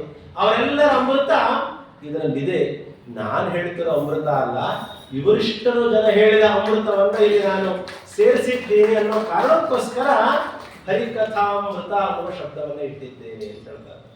ಅಂದ್ರೆ ಆ ಸ್ವಾಹಂಕಾರ ಖಂಡನೆಯು ಕೂಡ ಹೆಸರಿನಲ್ಲೇ ಇಟ್ಟಿದ್ದಾರೆ ಅಂತ ಹೇಳಿದ್ರೆ ನಮಗೆ ಗೊತ್ತಾಗತ್ತೆ. ರಚನೆ ಮಾಡಬೇಕಾದಾಗಲೇ ನಾವು ಅಂತಿರ್ತೀವಿ, ನನ್ನ ಮಾತು ಕೇಳಿ, ನಾನು ಹೇಳಿದ್ದು, ನನ್ನ ವಿಷಯ ಗೊತ್ತಾರೆ ನಿಮ್ಗೆ, ಹೀಗೆಲ್ಲ ಅನ್ಕೊಳ್ತಿರ್ತೀವಿ. ಆದರೆ ಇದು ಬಂದದ್ದು ಟೀಕಾಕೃತ್ಪಾದರಿಂದಲೇ. ಯಾಕೆ ಅಂತ ಹೇಳಿದರೆ ಮುಂದೆ ಬರತ್ತ ವಿಚಾರ. ಶ್ರೀಮತ್ ಪೂರ್ಣ ಪ್ರಮತಿ ಗುರು ಕಾರುಣ್ಯ ಸರಣಿ ಅಂತ ಹೇಳ್ತಾರೆ. ಹಾಗಾಗಿ ಇದನ್ನು ನಾನೇನೋ ಹೊಸದಾಗಿ ಹೆಸರು ನನ್ನ ಬುದ್ಧಿವಂತಿಕೆಯಿಂದ ಇಟ್ಟಿದ್ದೀನಿ ಅಂತ ನೀವು ಅನ್ಕೊಳಕ್ ಹೋಗ್ಬೇಡ್ರಿ. ನಮ್ಮ ಗುರುಗಳು, ಪರಮ ಗುರುಗಳು ಅವರೆಲ್ಲ ಇಟ್ಟ ಹೆಸರುಗಳೇ ಇವೆಲ್ಲ. ಹಾಗಾಗಿ ಅವರೆಲ್ಲರ ಸಾರ ಬರೀ ಸಾರ ಅಲ್ಲ, ಅದು ಅಮೃತದ ಸಾರ, ಅಮೃತಪ್ರಾಯವಾದ ಮೋಕ್ಷವನ್ನು ಕೊಡಿಸುವ ಸಾರ. ಹೀಗೆ ಅವರಿಗಿಟ್ಟ ಹೆಸರಿನಲ್ಲಿ ಇಷ್ಟೆಲ್ಲ ನಾವು ಚಿಂತನೆ ಮಾಡ್ತಾ ಹೋಗ್ಬೋದು. ಅದಕ್ಕೋಸ್ಕರ ಇದಕ್ಕೆ ಹರಿಕಥಾಮೃತ ಸಾರ ಅಂತ ಹೆಸರು. ಇನ್ನೊಂದು ಚಿಂತನೆ, ಯಾಕೆ ಇದಕ್ಕೆ ಹರಿಕಥಾಮೃತ ಸಾರ ಅಂತ ಹೇಳಿ? ಯಾರ ಕಥೆಯನ್ನ ಹೇಳಲಿಕ್ಕೆ ಹೊರಟಿದೆ? ಪ್ರಧಾನವಾಗಿ ಭಗವಂತನ ಕಥೆ. ಅದಕ್ಕೋಸ್ಕರ ಹರಿಕಥಾಮೃತ ಸಾರ ಒಂದು ಕಡೆ. ಇನ್ನೊಂದು, ಇದು ಕೇವಲ ವಿಷ್ಣು ತತ್ವವನ್ನು ಮಾತ್ರ ತಿಳಿಸಲಿಕ್ಕೆ ಹೊರಟದ್ದಲ್ಲ, ಹೊರತು ಪ್ರಾಣತತ್ವದ ಬಗ್ಗೆಯೂ ತಿಳಿಸಲಿಕ್ಕೆ ಹೊರಟದ್ದು. ಭಗವಂತನ ಸರ್ವೋತ್ತಮತ್ವದ ಜೊತೆಗೆ ವಾಯುದೇವರ ಜೀವೋತ್ತಮತ್ವವೂ ನಮಗೆ ಬೇಕಾಗಿದೆ. ಹರಿ ಅಂತ ಹೇಳಿದ್ರೆ ಅನೇಕ ಅರ್ಥಗಳಿದೆ. ಹರಿ ಅಂದ್ರೆ ಕಪಿ ಅಂದ್ರೆ ವಾಯುದೇವರು, ಹನುಮಂತ ದೇವರು. ಹಾಗಾಗಿ ವಾಯುದೇವರ ಕಥಾಮೃತವನ್ನು ತಿಳಿಸಲಿಕ್ಕೆ ಹೊರಟಂತಹ ಕೃತಿ ಇದು ಅನ್ನೋ ಕಾರಣಕ್ಕೋಸ್ಕರ ಹರಿಕಥಾಮೃತ ಸಾರ ಅಂದ್ರೆ ವಾಯುದೇವರ ಮಹಿಮೆಯನ್ನು ತಿಳಿಸುವಂತಹ ಗ್ರಂಥ. ಇನ್ನೊಂದು ಅರ್ಥ ಹರಿಕಥಾಮೃತ ಸಾರ ಅಂದ್ರೆ ದೇವರ ಕಥೆ, ವಾಯುದೇವರ ಕಥೆ. ಅಂದ್ರೆ ಸುಮಧ್ವವಿಜಯವನ್ನು ತಿಳಿಸಿದ್ದಾರೆ, ಸುಂದರಕಾಂಡದ ಅಭಿಪ್ರಾಯವನ್ನು ತಿಳಿಸಿದ್ದಾರೆ, ಭೀಮಸೇನ ದೇವರ ಅಭಿಪ್ರಾಯವನ್ನು ತಿಳಿಸಿದ್ದಾರೆ ಅಂತಲೂ ಅರ್ಥವಾಗುತ್ತೆ. ಇನ್ನೊಂದು ಚಿಂತನೆ, ಹರಿಕಥಾಮೃತ ಸಾರ ಅಂತ. ಸಾಮಾನ್ಯವಾಗಿ ಲಕ್ಷ್ಮೀದೇವಿ, ನಾರಾಯಣ ದೇವರು, ಮುಖ್ಯ ಪ್ರಾಣದೇವರು, ಇವರ ಮೂರು ಜನರನ್ನ ಸ್ತೋತ್ರ ಮಾಡೋದು ಅದು ಅನೂಚಾರವಾಗಿ ಬಂದಂತಹ ಸಂಪ್ರದಾಯ. ಆಚಾರ್ಯ ಪವನೋಸ್ಮಾಕಂ ಆಚಾರ್ಯಾನಿ ಚ ಭಾರತಿ ದೇವೋ ನಾರಾಯಣ ಶ್ರೇಷಃ ದೇವಿ ಮಂಗಲ ದೇವತಾ ಲಕ್ಷ್ಮೀ ದೇವಿದು ನಾರಾಯಣ ದೇವರದು ವಾಯುದೇವರದು ಯಾರೂ ಅವರ ಸ್ತೋತ್ರವನ್ನು ಬಿಟ್ಟು ಗ್ರಂಥವನ್ನು ಬಿಡಲ್ಲ. ಇವರು ಪದ್ಯಗಳ ಮುಖಾಂತರ ಅಲ್ವಂತೆ, ಅವರು ಇಡುವ ಹೆಸರಿನ ಮುಖಾಂತರ ಅವರನ್ನ ಸ್ತೋತ್ರ ಮಾಡಿದ್ದಾರೆ. ಅದು ಹೇಗೆ ಅಂತ ಹೇಳಿದ್ರೆ ನೋಡ್ರಿ, ಹರಿಕಥಾಮೃತ ಅಂತೇನಿದೆ ಅಲ್ಲ, ಹರಿ ಅಂತ ಹೇಳಿದ್ರೆ ಭಗವಂತ, ನಮಗೆಲ್ಲ ಗೊತ್ತಿದೆ. ಹರಿ ಅಂದ್ರೆ ಭಗವಂತ, ಶ್ರೀ ಹರಿನಾರಾಯಣ ಅಂತ ಅರ್ಥ. ಇನ್ನ ಕಥಾ ಅಂತ ಇದೆ. ಕಥಾ ಅಂತ ಹೇಳಿದ್ರೆ ಲಕ್ಷ್ಮೀದೇವಿ. ಹೇಗೆ ಅಂತ ಹೇಳಿದ್ರೆ ನೋಡ್ರಿ, ಕಥಾ ಅಂದ್ರೆ ಯಾವುದು? ಭಗವಂತನ ಕಥೆಗಳು. ಆ ಎಲ್ಲ ಕಥೆಗಳು ಸಕಲ ವಾಂಗ್ಮನಸ ದೇವತೆ ಲಕ್ಷ್ಮೀದೇವಿ. ಭಗವಂತನ ಎಲ್ಲ ಕಥೆಗಳಿಗೂ ಅಭಿಮಾನಿಯಾದವಳು ಯಾರು? ಲಕ್ಷ್ಮೀದೇವಿ. ಸಕಲ ವಾಂಗ್ಮನಸ ದೇವತಾ ಟೀಕಾಕೃತ್ಪಾದರು ಬರೀತಾರೆ.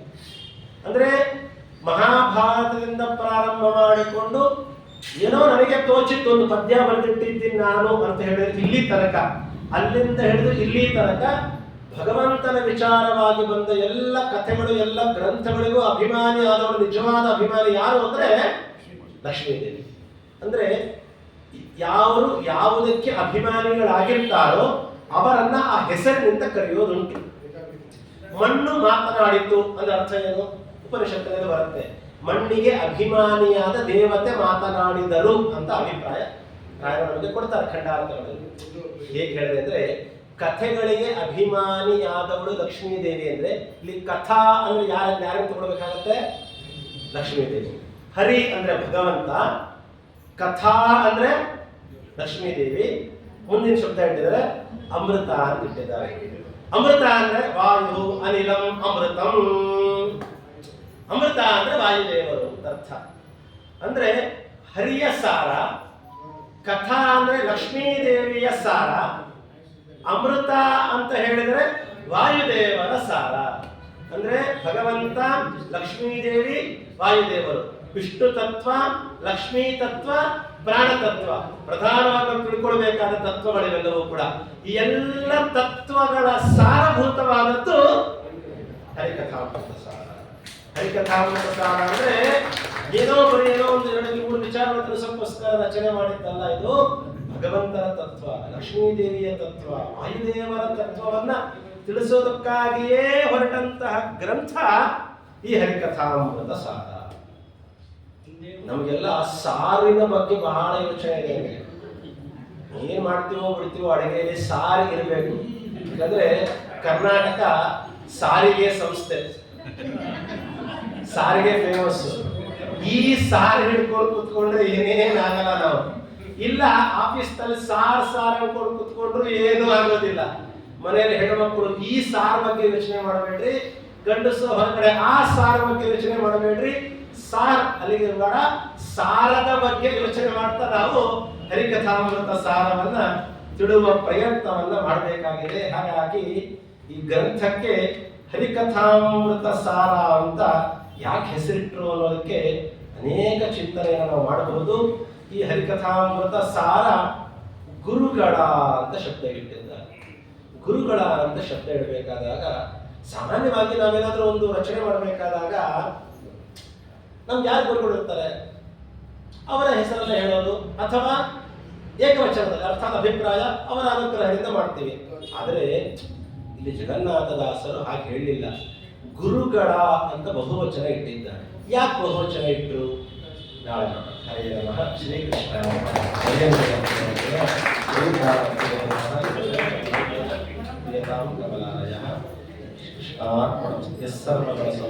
ಸರ್ವದೋಷ ವಿವರ್ಜಿತ ಪ್ರಿಯತಾಂ